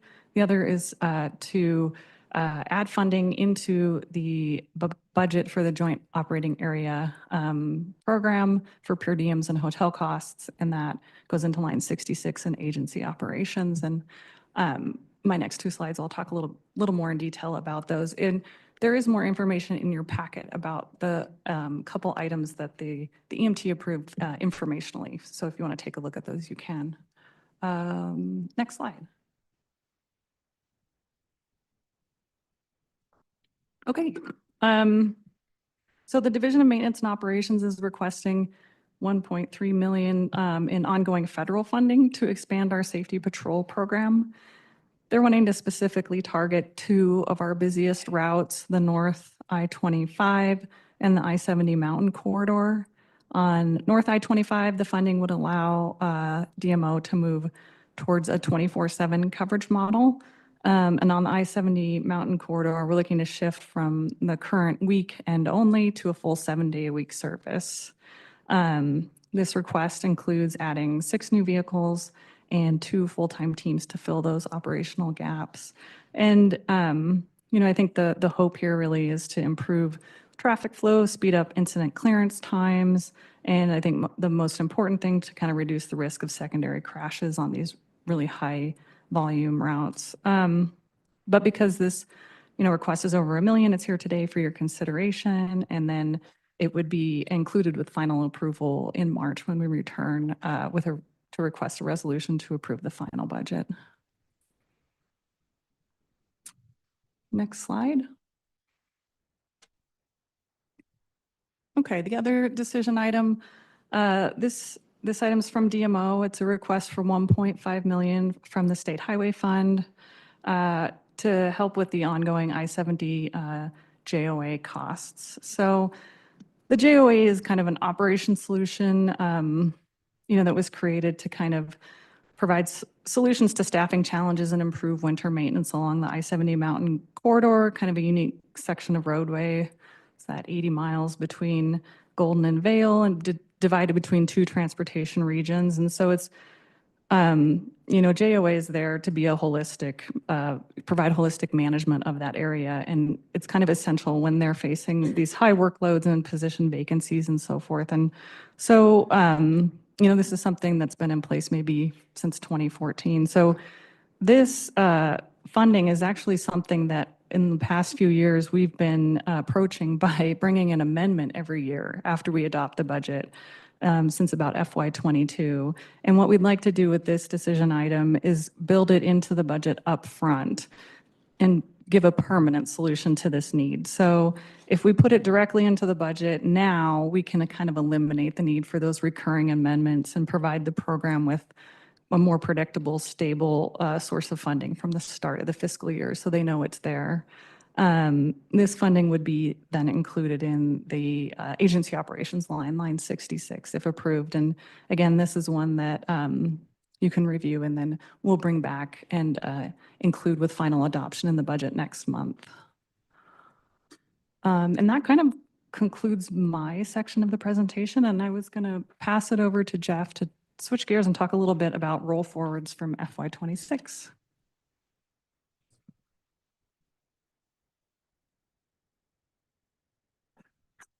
Thank you. Yes, I'll kind of wrap us up here on this portion of the workshop.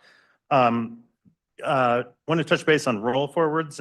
So before we finalize the budget, we incorporate an estimate of the funds that we expect to roll forward from the current fiscal year to the new fiscal year on June 30. In the case of operating programs, those are basically unexpended balances. In the case of our capital construction and grants budget, those are balances that aren't yet contracted. So I will emphasize that nearly all of these dollars are programmed and committed to the fact that they are appearing as a roll forward is just indicative of the fact that they haven't been budgeted into a project and locked into a contract yet. We have had large roll forward balances for the last several fiscal years as a result of the large amount of one-time funding through the state and federal stimulus and through Senate Bill 267 COP issuances. We have, however, been drawing that roll forward balance down steadily year over year. We're currently estimating that roll forwards across CDOT and the enterprises will total about 1.97 billion in fiscal year 27. That's down about 16% from about 2.3 billion last year. The largest portion of that balance, roughly 1.6 billion, is CDOT, and that's down about 22% from last year. So And looking what makes up those balances, more than half of that 1.6 billion is capital construction funds. The most significantly, the funds associated with the 10-year plan. Again, a lot of that being the one-time 10-year plan funds that are from Senate Bill 267 and stimulus that are progressing towards construction. There is also a higher than typical balance in surface treatment that's related to the fact that the commission allocated an additional 80 million to surface treatment last October, and those funds are all planned for projects. They just haven't been contracted yet. A little more than a quarter of that roll forward balance is sub-allocated programs or local programs. I will say that local programs are generally where we do see ongoing long-term roll forward balances. It's just simply a function of sort of the timing of local project selection projects and the process of entering into grant agreements between CDOT and the locals. Those funds tend to lag a year or 2 years behind in terms of when they actually are put into contractual grant agreements. Other major sources of the roll forward balance include some funds that have been set aside for debt service commitments, as well as our contingency fund balances. You'll also see roll forward balances associated with each of the enterprises here, as well as a description of what the primary driver is behind each of those roll forward balances. Let's go on to the next slide, please. So again, I want to make sure whenever I talk about roll forward balances, I want to be careful to emphasize that the existence of those balances does not mean that those funds are unplanned or otherwise available to be used for other purposes. In general, the vast majority of those funds are programmed to projects or grants. They just haven't been encumbered in contractual agreements yet. I'll also note that while we may show funds rolling forward from a prior year, what's kind of missing here is that in some cases, we have actually already committed budget in years forward. Surface treatment is a good example of that. While we're showing that we have a $100 million roll forward balance, at the same time, we already have 112 million of future year funds in contracts for other surface treatment projects that are going to be spending over the next few years. So again, one of the challenges of trying to kind of clearly communicate across projects in multiple fiscal years. Then finally, I think I will note that again, at this point, this is just our estimate of what we think these balances will be at June 30. We will update these balances after we have closed the fiscal year. I think we typically do that in September each year. So we'll be back in September to amend the budget and reflect the final roll forward amounts. But we'd like to give you an estimate of where we think it's going to be at this point in the year before we ask you to adopt the budget. Next slide, please. So I think this is the last slide here. I'll just kind of wrap up. So again, this is we will be back next month to request your approval of the fiscal year 27 budget allocation plan. A couple things happen after that. We have to submit it according to a statutory deadline in April. And then it goes to the governor and the legislature, and then the governor will approve the fiscal year 27 budget before it takes effect on July 1. The other thing I will note is that almost every year we're adopting a budget in March before the legislative session is ended. That means that there's almost every year there are changes that happen after that point in the legislature that leads to us needing to amend the budget. So we typically have a budget amendment right away in July to basically catch up with the final legislative session and make any changes coming out of that legislative session. So while not a bullet on the timeline, I think you can count on that probably happening again this year. So I think that wraps up our fiscal year 27 budget workshop. I think no action this month. I think if you have any questions or comments, Bethany and I'd be happy to hear those. Otherwise, when we're done with this subject, I can move us on to the second subject of the budget workshop, the COP refunding. Okay, any questions? We've seen the budget several times. We're going to finalize it next month. Not many changes since we last saw it, but this is a good time. Go ahead, Commissioner Jones. I just want to clarify, if the legislature was sweeping unused funds from CDOT, roll forward dollars wouldn't count because they're already programmed? I mean, are they safe from being viewed as available? So I would say most of our funding, I think is, I mean, safe is a relative word, right? But I would say that the majority of our funding by statute is either federal funding dedicated to transportation purposes that legislature couldn't really reallocate, or it's continuously appropriated funds, meaning that while the legislature can always change that, those funds generally aren't subject to the legislative process. So generally, there are some portions of our budget that are appropriated through the legislature. The MMOF is one. The general fund transfers are another. So typically when we see legislative impacts outside of new revenues, legislative impacts to existing revenues, it would be through some of those appropriated sources. So hope that helps answer the question. Well, I guess just are rolled forward funds particularly vulnerable because they haven't been spent by the year's end? So appropriated funds that haven't been spent, I'm just curious if they're more vulnerable. I think, I think you could say, is it probably harder to, can we better defend dollars that are committed in contracts? Probably yes. So from that perspective, I think you could probably say that, to the extent that those are that we have dollars that are in programs that the legislature appropriates, I would say that it is easier for us to defend them if they're not rolled forward and they're in a contract. I can add on to that too. I think also it depends on the funding source. Maybe it has a more of a role in, what the legislature can take action on. So I know last year, we saw a fund sweep, right, from the multimodal options fund. And so, that can impact projects, that if something like that were to happen, that could have an impact, right? So, but I think with the recent JBC action, that's a change in the revenue allocation in FY27. So that's more future looking. So the type of funding probably plays a big role in where we're more vulnerable to lose dollars.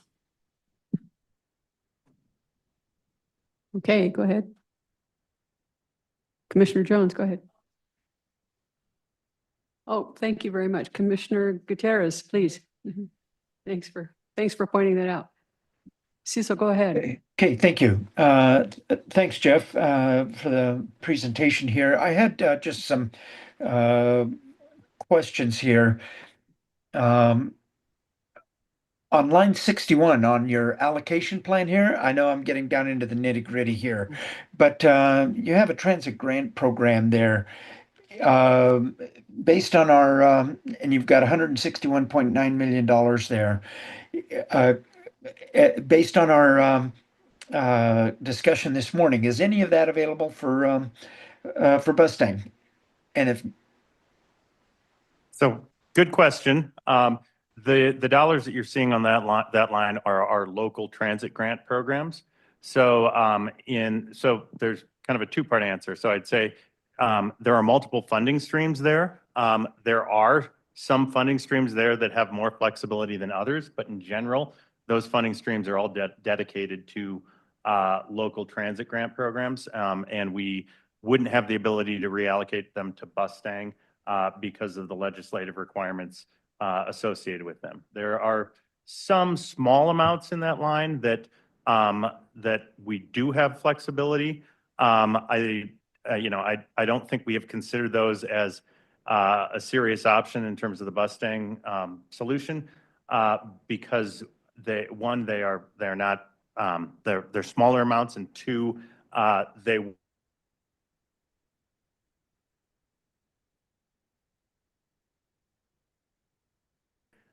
come out of the pocket of the local parents. Okay. Another question is on the safety program, the $1.3 million that's being asked to be added to that safety program.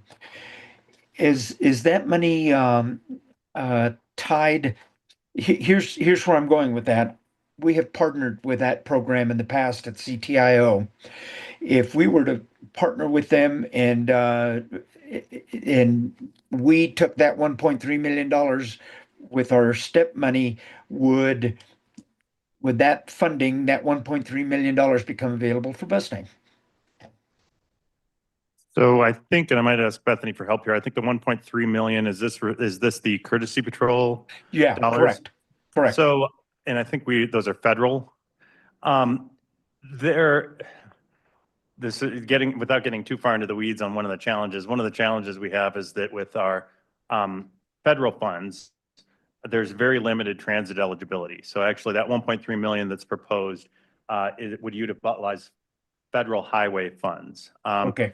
There is some very narrow transit eligibility on some of those federal highway funds, but they are restricted to capital.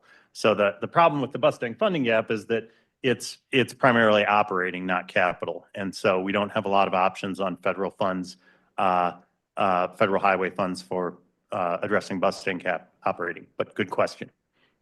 Okay, lastly, on line 99 of your plan there, it's under the CTIO budget, rail projects. And over where that funding is coming from, it says SB 24-230. And I think that's probably should be 24-184 rather than 230. I don't think CTIO gets any 230 money. I think you got us. That's a good catch. I appreciate that. And I will tell you, for some reason, I am constantly mixing those two up, 184 and 230. So it looks like maybe my staff is too. Okay, just checking it. All right, thank you. Thank you. Good catch. Commissioner Marcano, go ahead.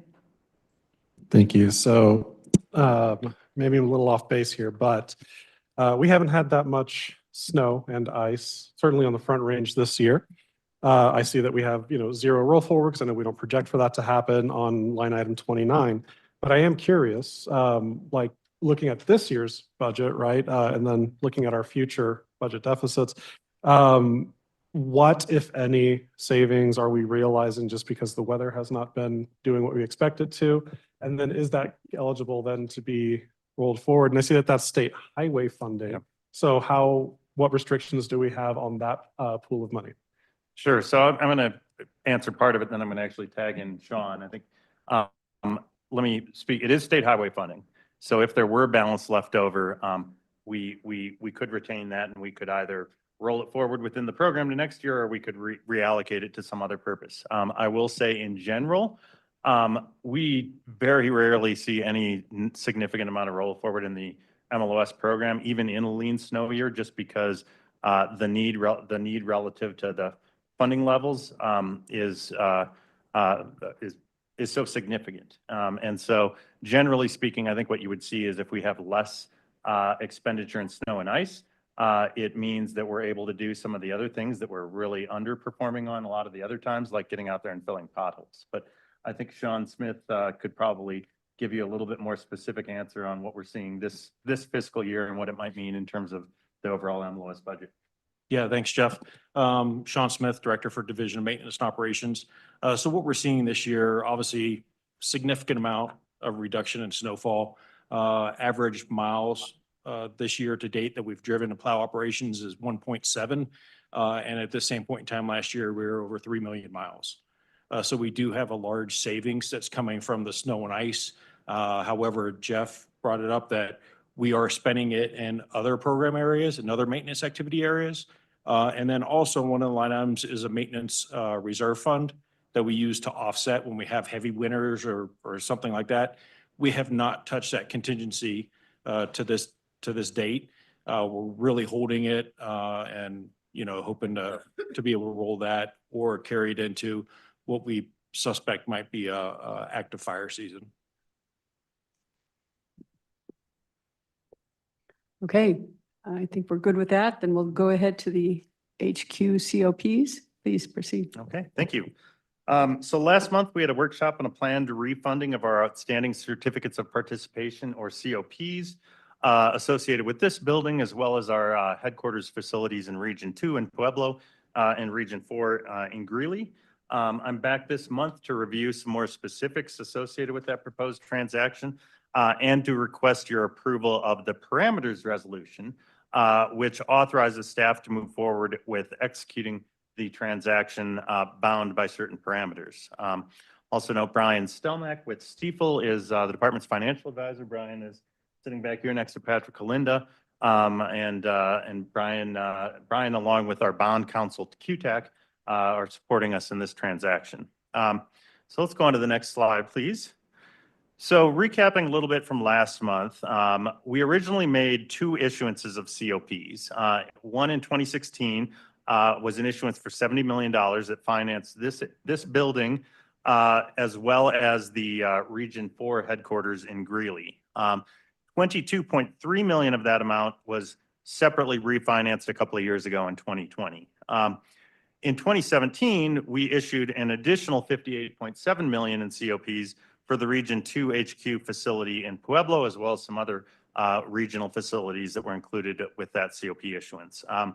Both of those issuances become callable in June 2026. That just means that we have the ability to refund or refinance that outstanding debt if there's an opportunity to accrue interest savings, which there is.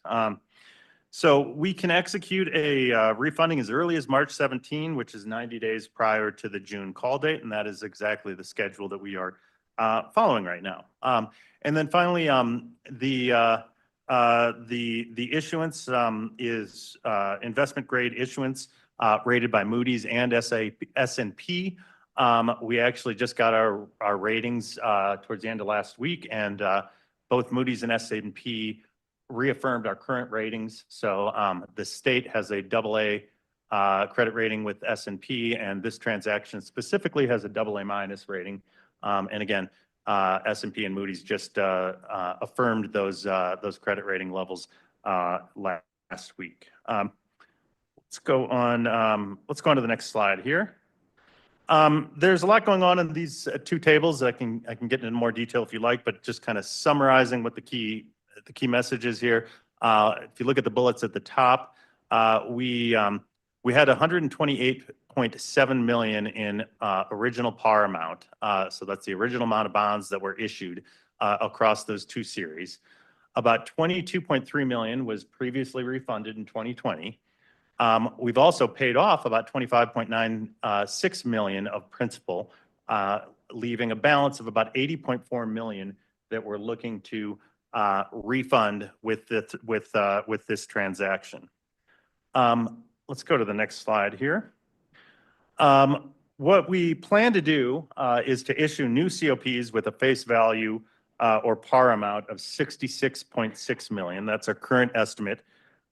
In order to generate the needed proceeds from the prior slide of approximately 80.4 million. So actually there's 2 pieces to that 80.4 million. We've got a already planned debt service payment of about 6 million scheduled in June. We're going to go ahead and make that. And then we're going to generate about 74 million in proceeds from this debt issuance. Those 2 amounts together get us to that 80.4 million that we need to basically pay off the outstanding balances on the COPs. So the proceeds from this transaction plus that debt service payment I referenced will be held in escrow with our trustee, Zions Bank, from the time we close the transaction in March until June, when the current COPs are callable. And at that point in time, the trustee will take that 80.4 million in proceeds, pay off the existing COPs, and then we will defease, retire that debt. Let's see here. What did I want to cover on this slide? A couple statistics in terms of the savings we're anticipating here.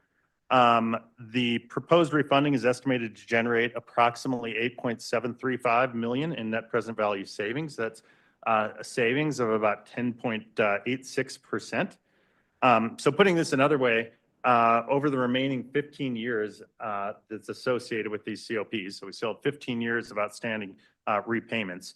We're going to replace those repayments. We're not extending the term. The new debt will extend out 15 years, but it will be 10.9 million less in repayment over that 15 years, which translates to 8.735 million in net present value terms. Let's go to the next slide, please. So updating on the status of the transaction, we've completed the process of securing ratings for the new debt with Moody's and S&P. I already mentioned they reaffirmed our current ratings of AA- for this transaction.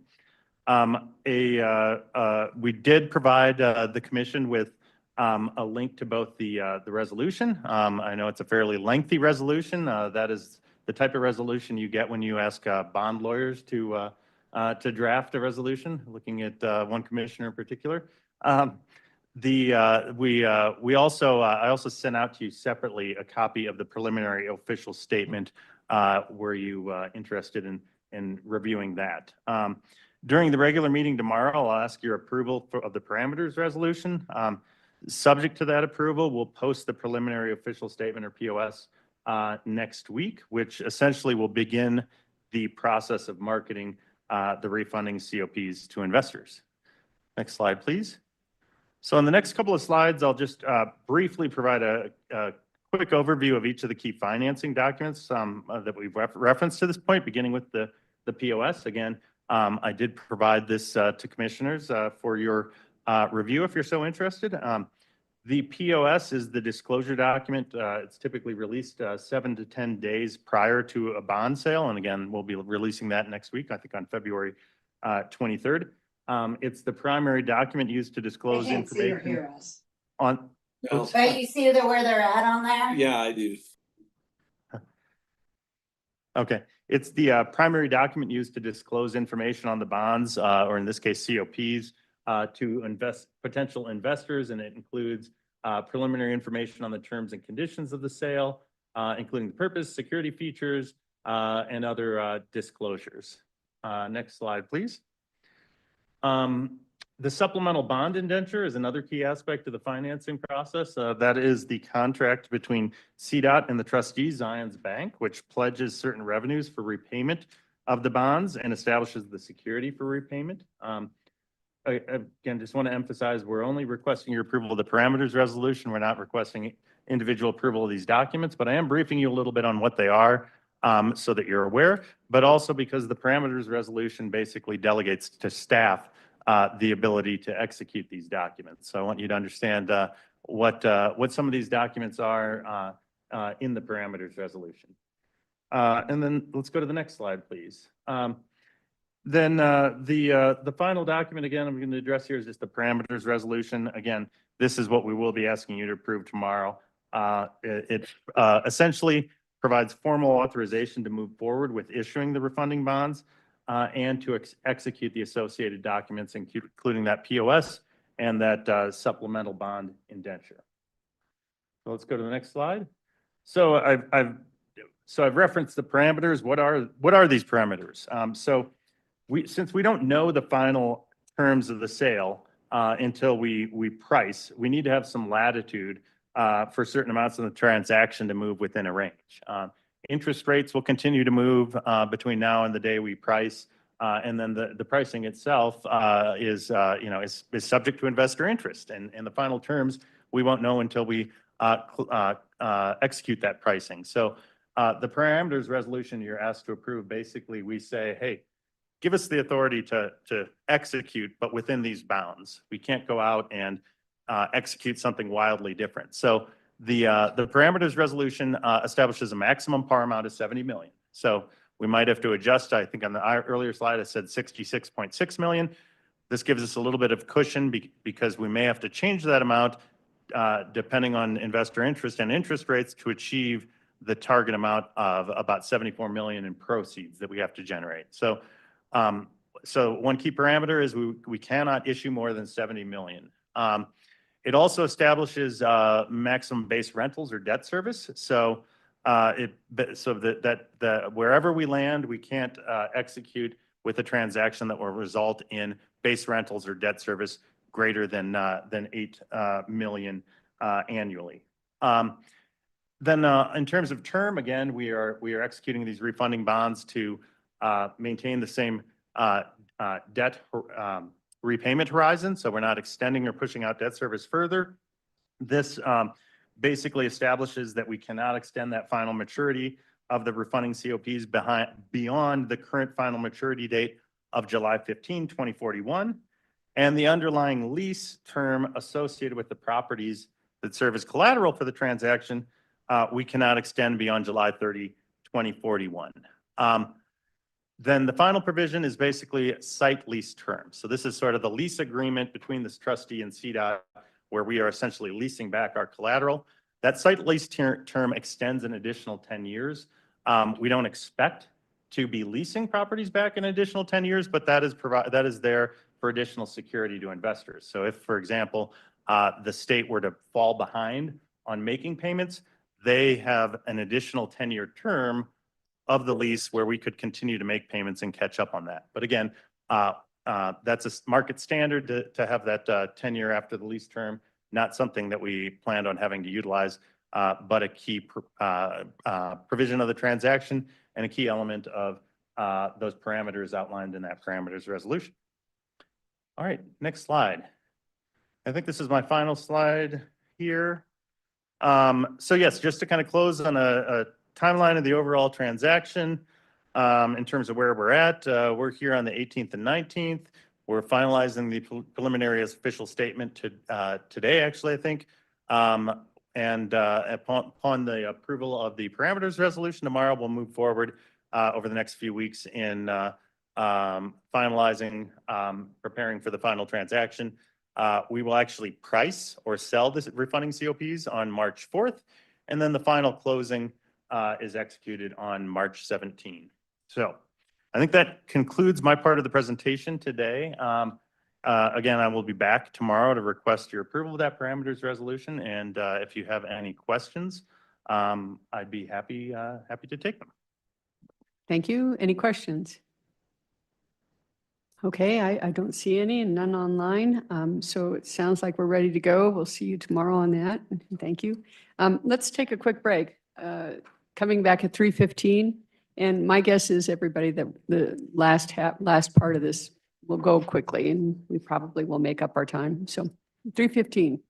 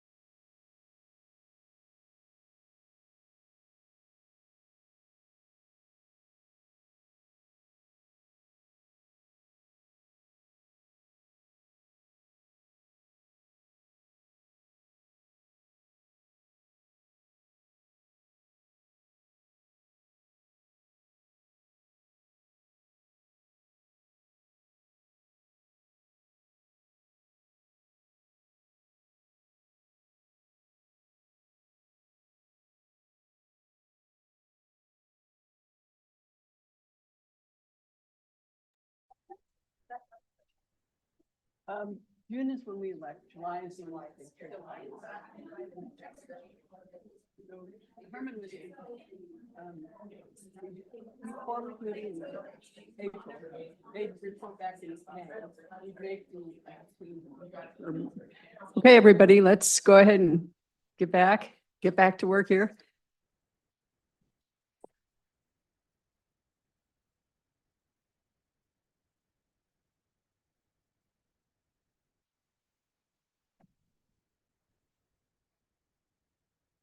Hey, Patrick.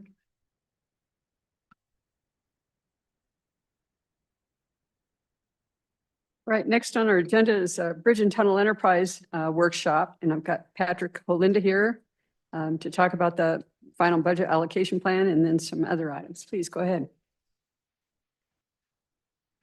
Good afternoon, everyone. Go ahead and advance to the next slide, please. So we have 3 items on the agenda this month for the Bridge and Tunnel Enterprise. Our first item is the review of the fiscal year 2027 BTE final budget. This is for review and comment. We will be requesting approval at the board meeting next month in conjunction with the approval of the larger CDOT budget. Our second item is the 8th budget supplement to our fiscal year 2026 budget. We will be requesting your approval of this item tomorrow. And then finally, we have a funding match request for the US DOT Build Grant Program. We'll also be requesting your approval of this item at tomorrow's meeting. Part of the reason for that is the rather aggressive timeline that we have to turn that grant around in. So the application is due next week. Next slide, please. So first item today is the final fiscal year 2027 budget. This slide probably looks familiar to a number of you in the room. Just a brief overview of BTE budget setting basics before we get into the details. The enterprise is a self-supporting government-owned business that receives fee revenue in return for provision of a good or service. Sure, everyone in the room is aware of that. Really what this means for us is that the BTE's revenues, or the majority of our revenues, are inflexible. So those are dedicated to BTE's business purpose. In accordance with our statute and bylaws, we have the authority to set our own budget within the constraints of the revenue forecast for the fiscal year. BTE does not handle that. That's done by our Office of Financial Management and Budget and provided to us on a quarterly basis. So we did receive some updates that are incorporated into this presentation. We'll touch on that shortly.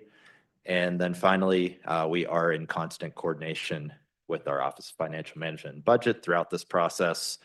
We take feedback received from this group, make sure that's wrapped into our budget, and then ultimately our budget is accurately reflected in the department-wide budget prior to our approval in March. Next slide, please. So this slide highlights the key changes to the revenue forecast since the draft budget was approved in November. There were no changes to our revenue forecast for our fee revenues, the bridge safety surcharge, bridge and tunnel impact fee, and bridge and tunnel retail delivery fee. You can see those 3 sources make up 88% of our overall revenues.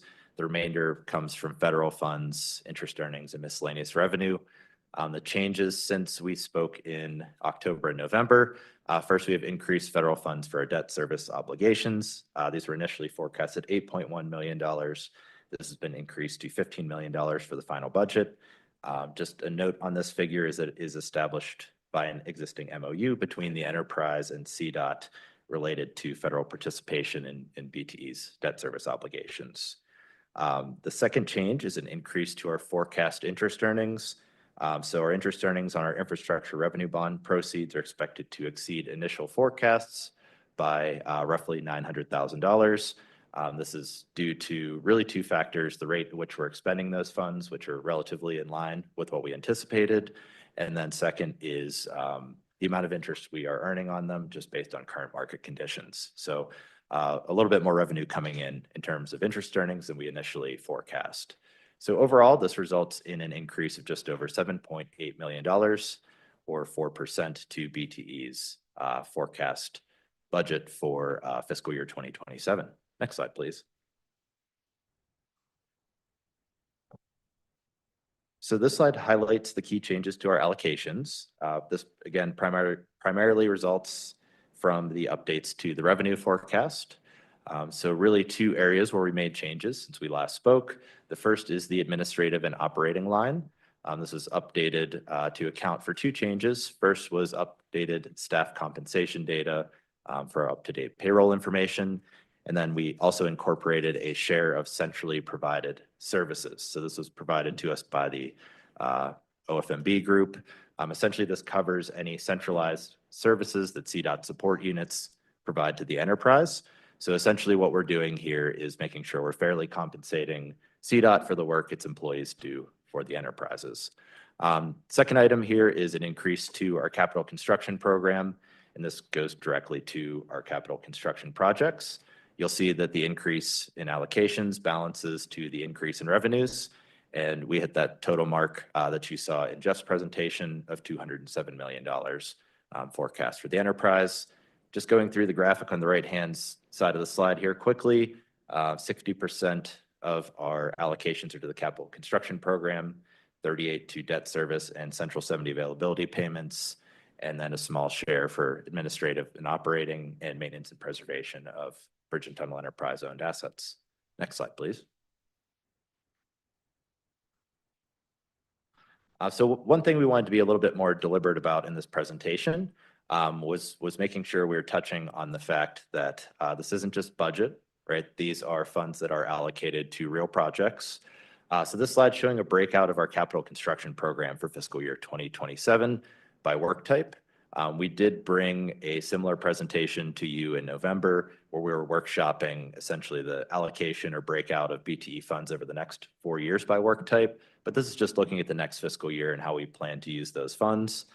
So 58% to bridge replacement projects, 22% to tunnel capital improvement projects, and 10% to bridge preventive maintenance and bridge rehabilitation projects. So one thing you may notice, the total you see there for a capital construction program does not balance or equal the $124.7 million capital construction budget on the previous slide. The difference between those two is funded through estimated roll forwards. So as you saw in Jeff's presentation, we do typically plan for our roll forwards to be used in subsequent fiscal years. It's part of the process for managing multi-year capital construction projects. Just trying to be as efficient as we can to making sure those funds are available when they're needed. And then one other note I'll make with respect to our capital construction program. We've mentioned in past presentations that BTE is in the midst of delivering a plan of finance to support CDOT with the delivery of the 10-year plan. As part of that, we do have one final contemplated bond transaction in calendar year 2026. This will be later in the year. The budget does not include any proceeds from that potential financing. That's certainly something that will be heavily workshopped with the board if and when that does proceed. But this is just looking at the revenues that we're collecting from fees and the other sources we discussed earlier. Next slide, please.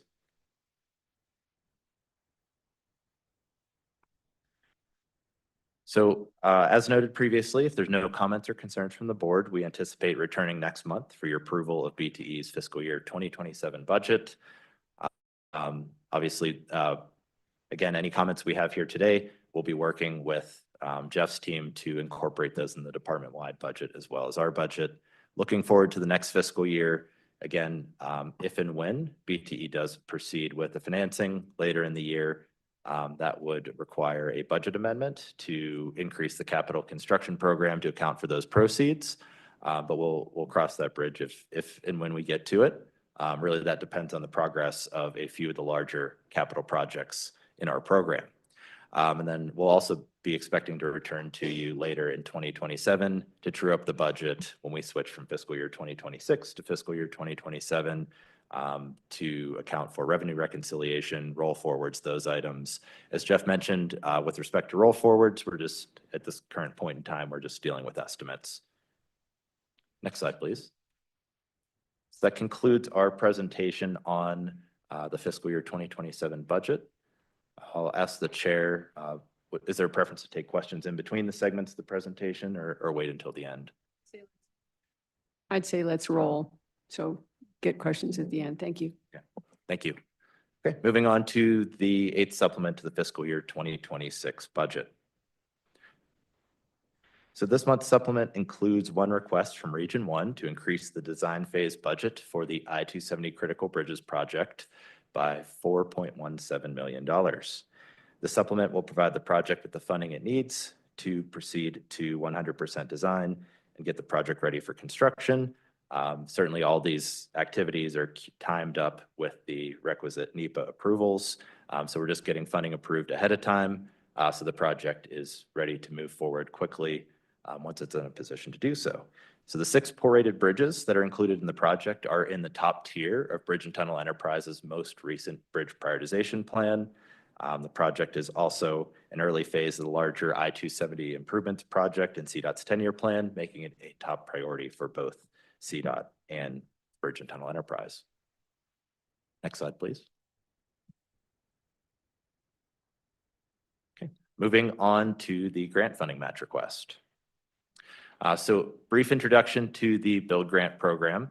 I'll give everyone a little bit of background on what we're responding to. So in December of 2025, the US DOT released a notice of funding opportunity for the fiscal year 2026 build program. The program focuses on surface treatment projects with significant local and regional impacts and improving transportation infrastructure. The goals align closely with BTE's mission and goals and also our eligibility criteria. So these are usually a good fit for the enterprise to plug in and support CDOT with coming up with state funding match for these opportunities. We listed some of the criteria for the build program here. When these projects are identified, they go through a rather rigorous screening process from the grants team, the executive team, to take a look at all of our projects ongoing around the state and narrow it down to those that we expect to be the most competitive. So ultimately, we're here today to request your approval of BTE state match funding at required state cost share levels for one project that we believe will be competitive. As I mentioned earlier, there's a rather aggressive schedule to get these applications submitted, and the deadline for the submission is next week. So we're looking to get your approval ahead of that submission. Next slide, please. So our ask today from BTE and Region 1 is for $11 million in BTE state funding match for the 23rd Avenue Bridge Improvements Project.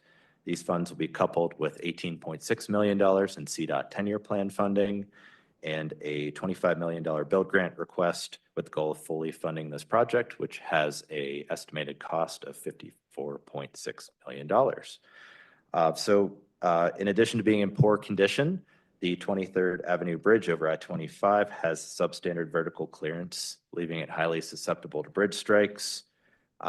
Both these events and ongoing maintenance and repair needs have led to a number of disruptions on the I-25 corridor and 23rd Avenue corridor and surrounding the road network. The photo that you see on the right is an example of one of those incidents. So unfortunately, we do have a frequent occurrence of these bridge strikes from high loads due to the substandard vertical clearance of the structure. So for this reason and a number of others, the bridge is in the top tier of our most recent bridge prioritization plan. This project would also be the first phase of the larger I-25 interchange reconstruction project at Spear and 23rd in the 10-year plan, making it a high priority for both Bridge and Tunnel Enterprise and CDOT. Next slide, please. So that concludes our presentation. Happy to answer any questions you may have. Okay, open it up for questions on any of those items. The budget allocation plan that we'll approve next month, the 8th budget supplement, which is for the 270 project, I think, and then the US DOT better utilizing investments to leverage development build grant match funding. Is that part of the budget supplement as well? So that's a great question. That will be it won't actually be a budget allocation. We call that essentially a commitment in principle. So if and when we were awarded the grant, we would return to you at a future point in time with the budget supplement to formally authorize and budget the funds. Got it. Thank you. Any questions?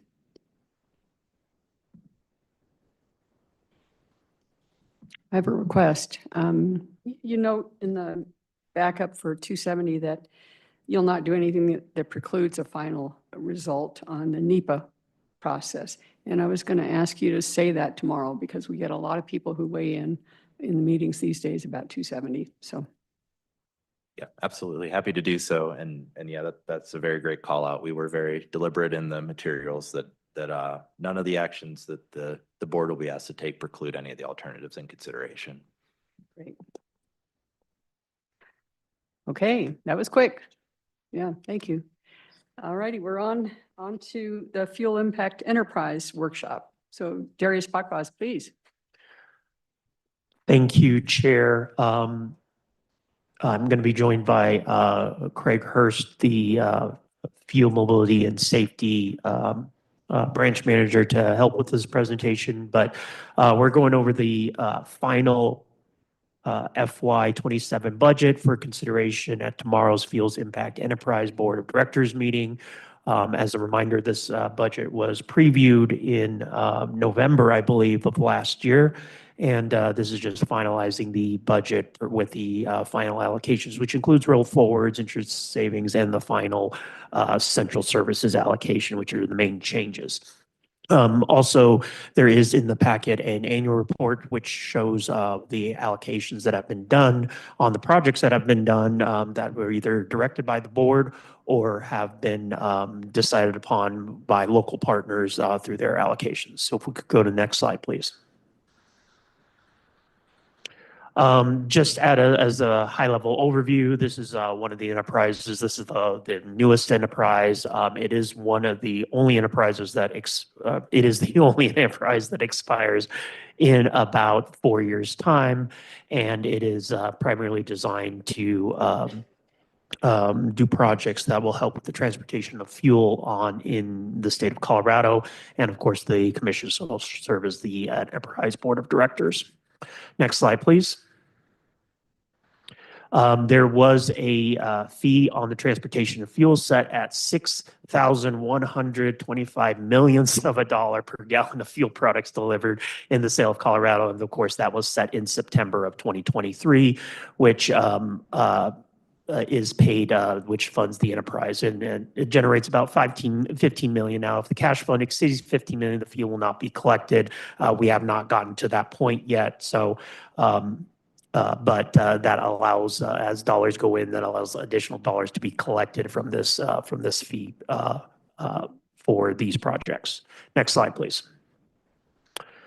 As far as the allocation, around 15 million is generally collected from that, with 10 million that must be allocated to specific local governments as required with statute, and then the second allocation for enterprise administration and board-directed projects. So this is a slide that we've used several different times with this enterprise, but it gives an idea on how this enterprise's budget is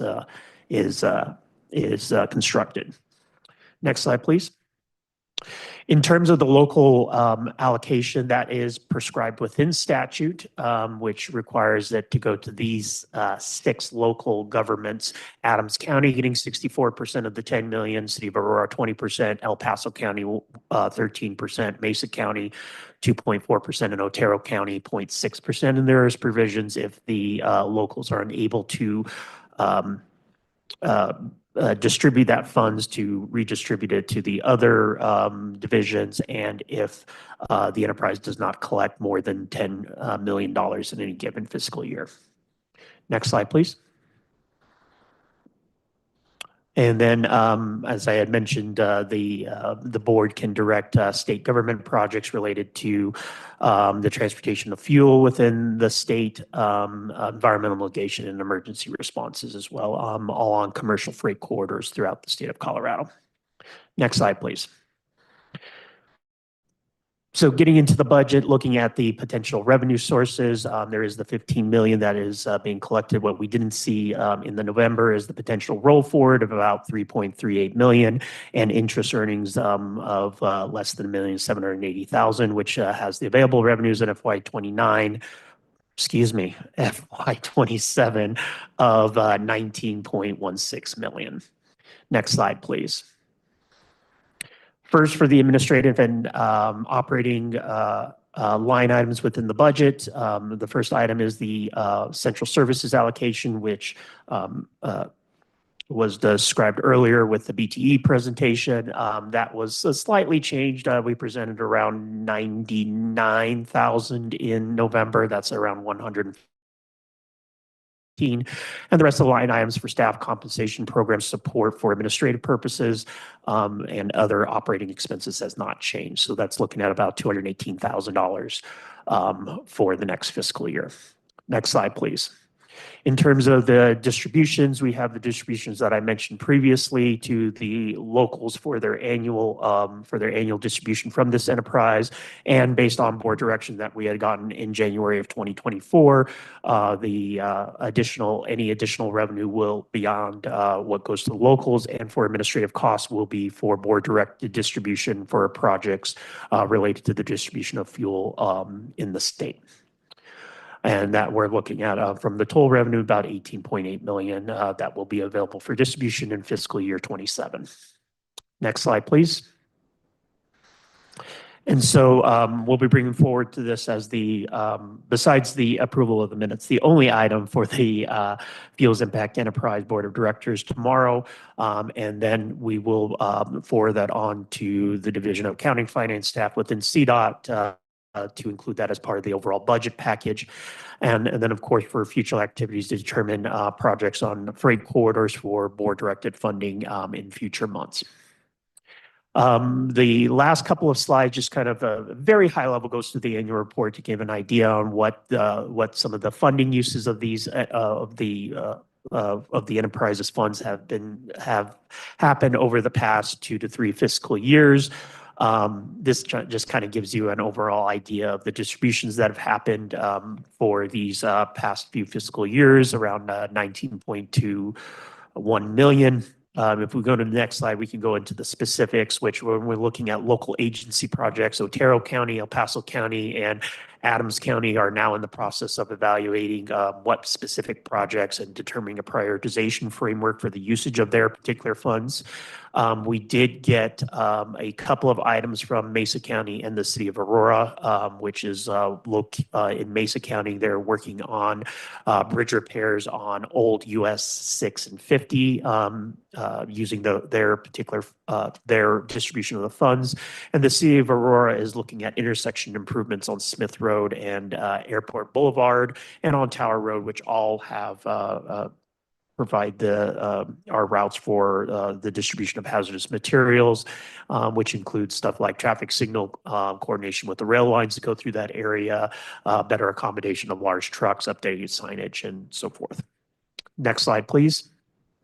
In terms of the state-directed projects, all of these have been approved by the Board of Directors in the past year, but wanted to give a quick update. So $7 million went to the Deer Trail Bridge improvements, which made critical repairs to 4 structures on I-70 near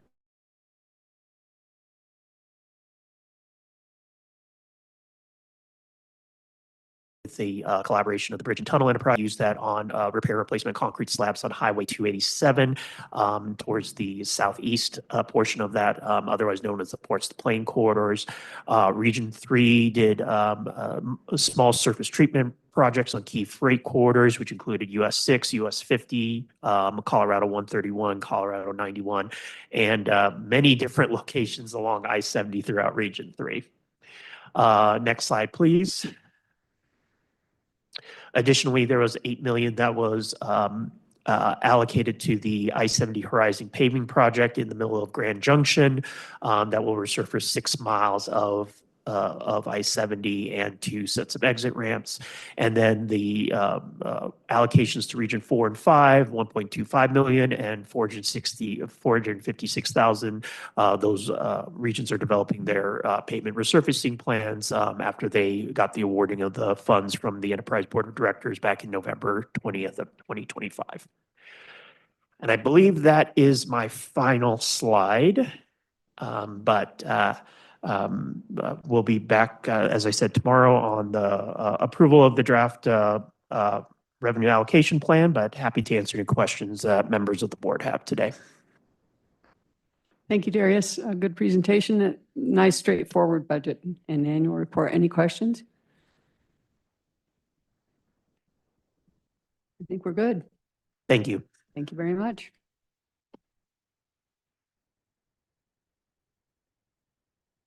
Okay, our last item, it's the Hinsdale County Off-Highway Vehicle Permit.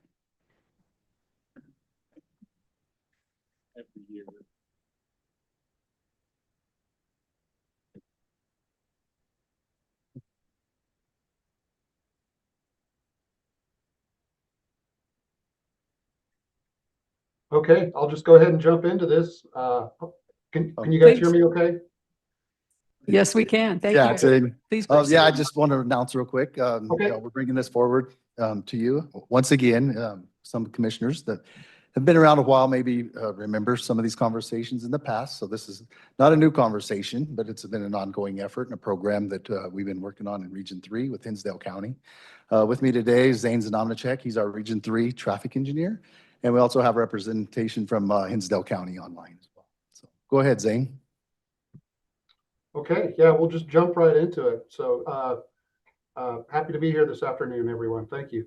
Let's go ahead and go to the next slide.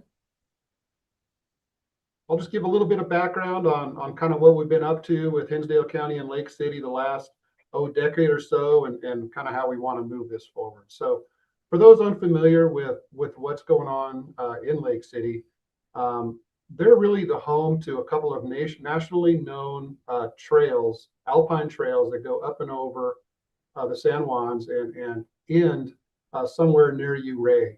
And these two trails, they're called Engineer Pass and Cinnamon Pass. They make a really cool loop up through the mountains. But one of the issues is the east side of those passes. They start really close to Lake City. One of them actually starts in Lake City, but one is just a little ways out of town. And so there's no way to make a loop on this trail without traveling on a little section of state highway. And, you know, I can't not emphasize just how nationally renowned these trails are and how important they are to Hinsdale County. They're pretty much the primary draw to Hinsdale County and Lake City through the entire summer. So they're a pretty big deal. So in the past, Hinsdale County and Lake City, they would they held a number of events where they would work with State Patrol and CDOT and set up kind of an event type sign scheme to allow the use of the highway for a short time during the summer. But the problem is it really wasn't a long-term solution. And it really kind of came to a head in 2016 when Governor Hickenlooper designated the Alpine Loop as a 16 and 16 trail. So it was just a trail section that was really emphasized by the governor at that point. So we started into really serious conversations with Hinsdale County and Lake City, as well as the Transportation Commission, the AG's office, and also State Patrol to figure out if there was something that we could do that was a little bit more robust and a little bit more permanent than the events that we had been doing up to that point. Next slide, please.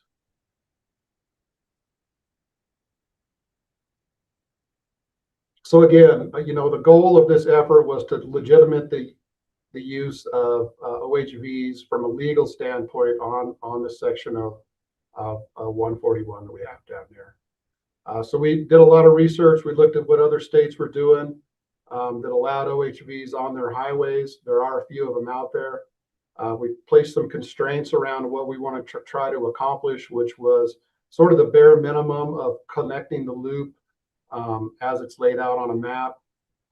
Again, looked at things from a legal standpoint to see what could be done in Colorado.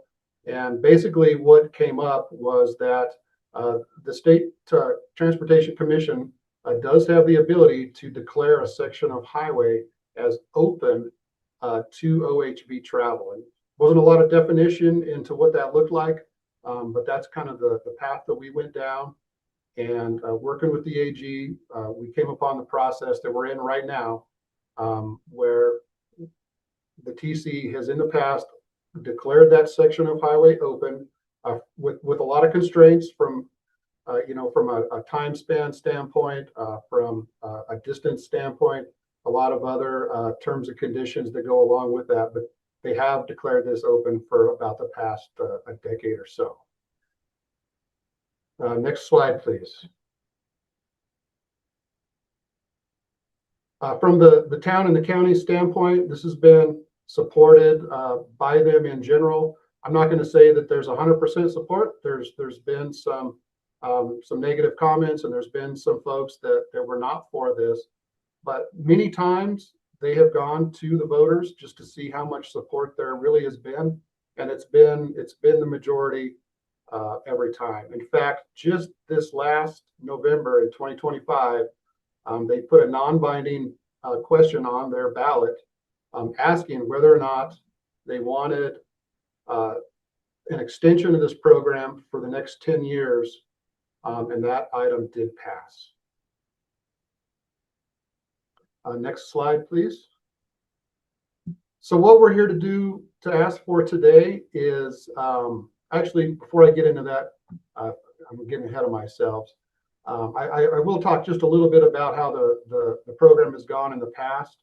And this is kind of just a couple of general results from the most recent report that was also included in your packet. But these results really pretty much speak for what we've experienced down there for the last decade that we've been doing this. Every year at the end of the program, we have a meeting with all the agencies, the county, the town, CDOT, and also State Patrol, and also the Forest Service, and kind of put our heads together to see what's been working, what's not been working, and what kind of law enforcement actions have taken place out there. And you can see right there, you know, there are a few tickets and citations given. There are some warnings given. No accidents occurred involving OHVs this last summer. And in fact, since we've been doing this program the last 10 years, there's only been one accident that involved an OHV, and that was kind of off the side of the highway in downtown Lake City. It wasn't out on the other section of highway that we're talking about. So it's been pretty successful, I think, from the standpoint of keeping people safe out there. Now we can go to the next slide.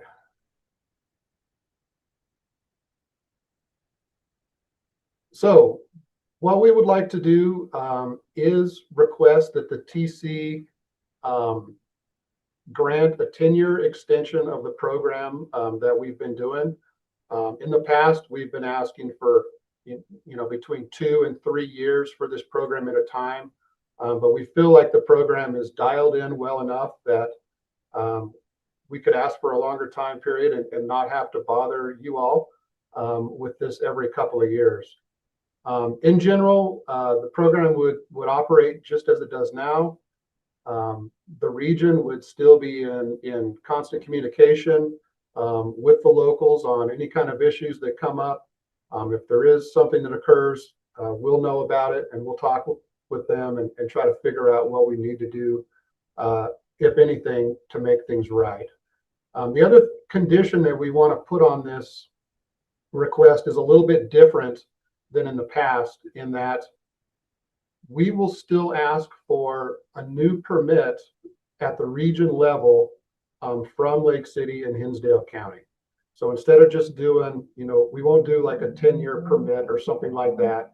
It'll just be a year-by-year permit. So we'll still kind of have our finger on the pulse of what's going down out there, and have the ability to, hold things back or discuss further if there's any other kind of changes or concerns, either at the regional level or at executive management and CDOT's level as well. So I will ask Commissioner Hurd, is there anything that you would like to add to this?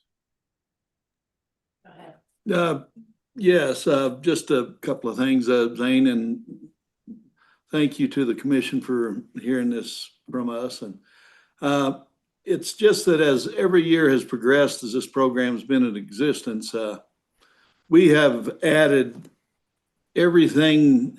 Every year we've learned some ways that we could improve it, especially on safety. And we've added increased fines, we've tried to make it work the best it can and stay safe. And we will continue to do that these next years. And that is the town of Lake City and Hinsdale County cooperating as we are on this request for this program to continue. And we are sincere in making sure this program stays as safe like it has proven to be in the past years, and hopefully we'll continue that good record and be able to continue this. It's vital to our economy and the town and county, and we very much appreciate the consideration of the commission. Thank you.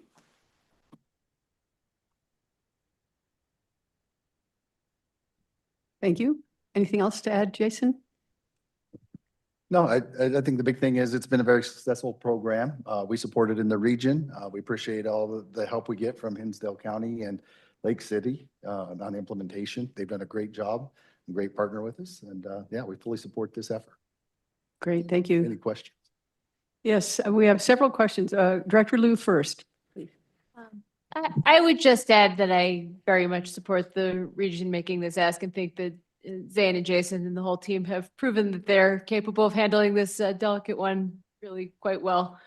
You know, I think we've had robust arguments about it for years, and I sort of think that the commission over iterations of hammering this out has asked many questions about it. And, particularly the last time we talked about it, we turned over every rock and I think struck a good balance. So, my feeling is kind of keeping the stasis of that resolution going, with check-ins, but with a little bit less process around it, with as much frequency would be good for, continuity of the program and for letting the local team be the drivers of this.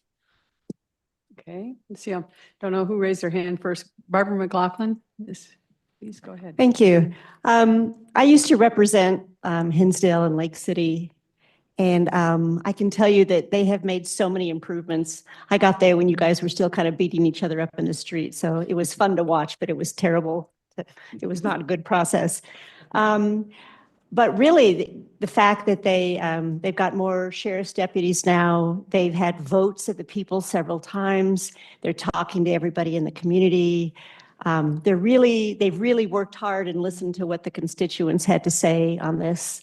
And I do like that they're checking in every year to kind of make sure city and county, you're both for it. They're not fighting each other either. So I think this is a really great program, and I'm happy to see it go forward at this level. Thanks. Thank you. Commissioner Ritter. The damn problem with this project is it really works. And when that happens is that people want to imitate it. And it is, it becomes one of those situations where everybody looks and says, look, these guys put it together. This town came together, came up with an answer, worked with the county, worked with the state in order to come up with a solution to a problem. And now other people want to do it. And that's a problem for us because it's this is really an appropriate situation, and it creates the exception to the rule.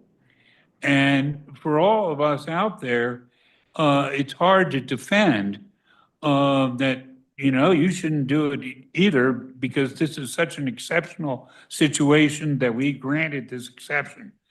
And I just want to warn everybody that as we put forward sort of a 10-year agreement, that we can expect others to ask for the same exemptions, and that we are going to be faced with trying to explain why this is the, if you will, the appropriate activity for this one community, but may not be for others. Thank you. Jason Smith, do you want to comment? And I'll just add to that, Commissioner, we looked very thoroughly whenever this request was initially made years ago at the location, and tried to look for other solutions. And as you said, this one works. The reason why is because it's in a canyon. There was no other options. We looked at trying to build a trail system that could connect so they wouldn't have to use our roadway system. The cost was astronomical, honestly, with all the blasting of the rocks that was going to have to be done adjacent to the roadway to widen it out to make an adjacent trail. Landowners weren't working with them. So they were really in a struggling spot of trying to figure this problem out. And this was the best solution. So in this case, I agree this is a good use for it.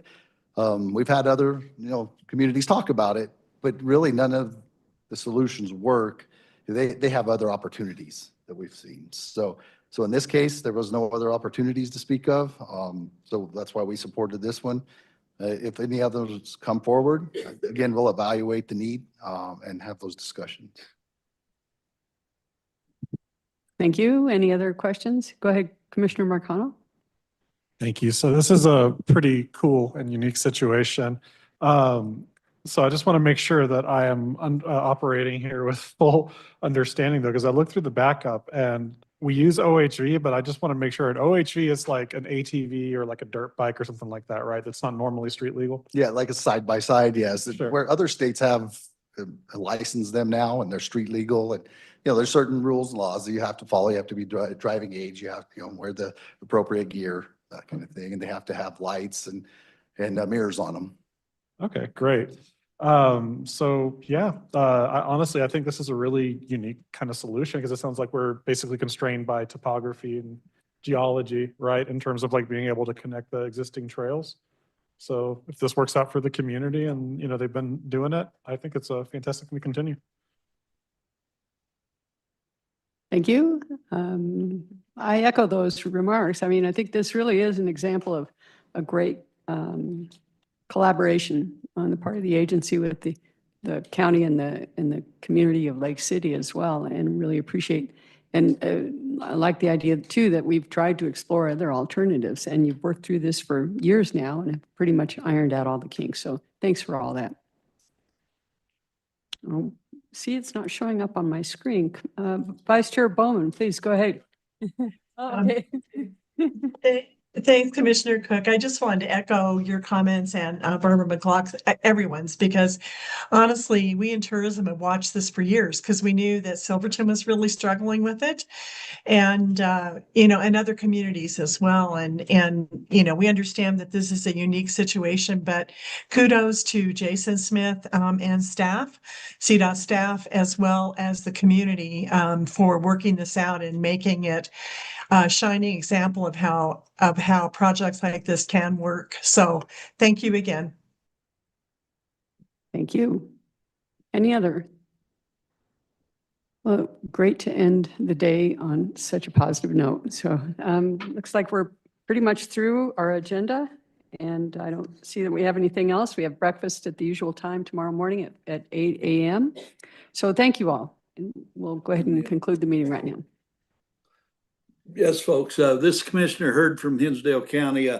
I do appreciate all of his remarks and all your support on this, and we will continue to do our best to make it the best program ever. And we will definitely keep at it to make it anything that lacks, we'll add it. So thank you so much, everybody, Jason and Zane and all the board or the commission. Thank you. Thank you, Commissioner Hurd. We're proud of it. Thank you. Thank you. Good. Okay, thanks, everybody. See you tomorrow.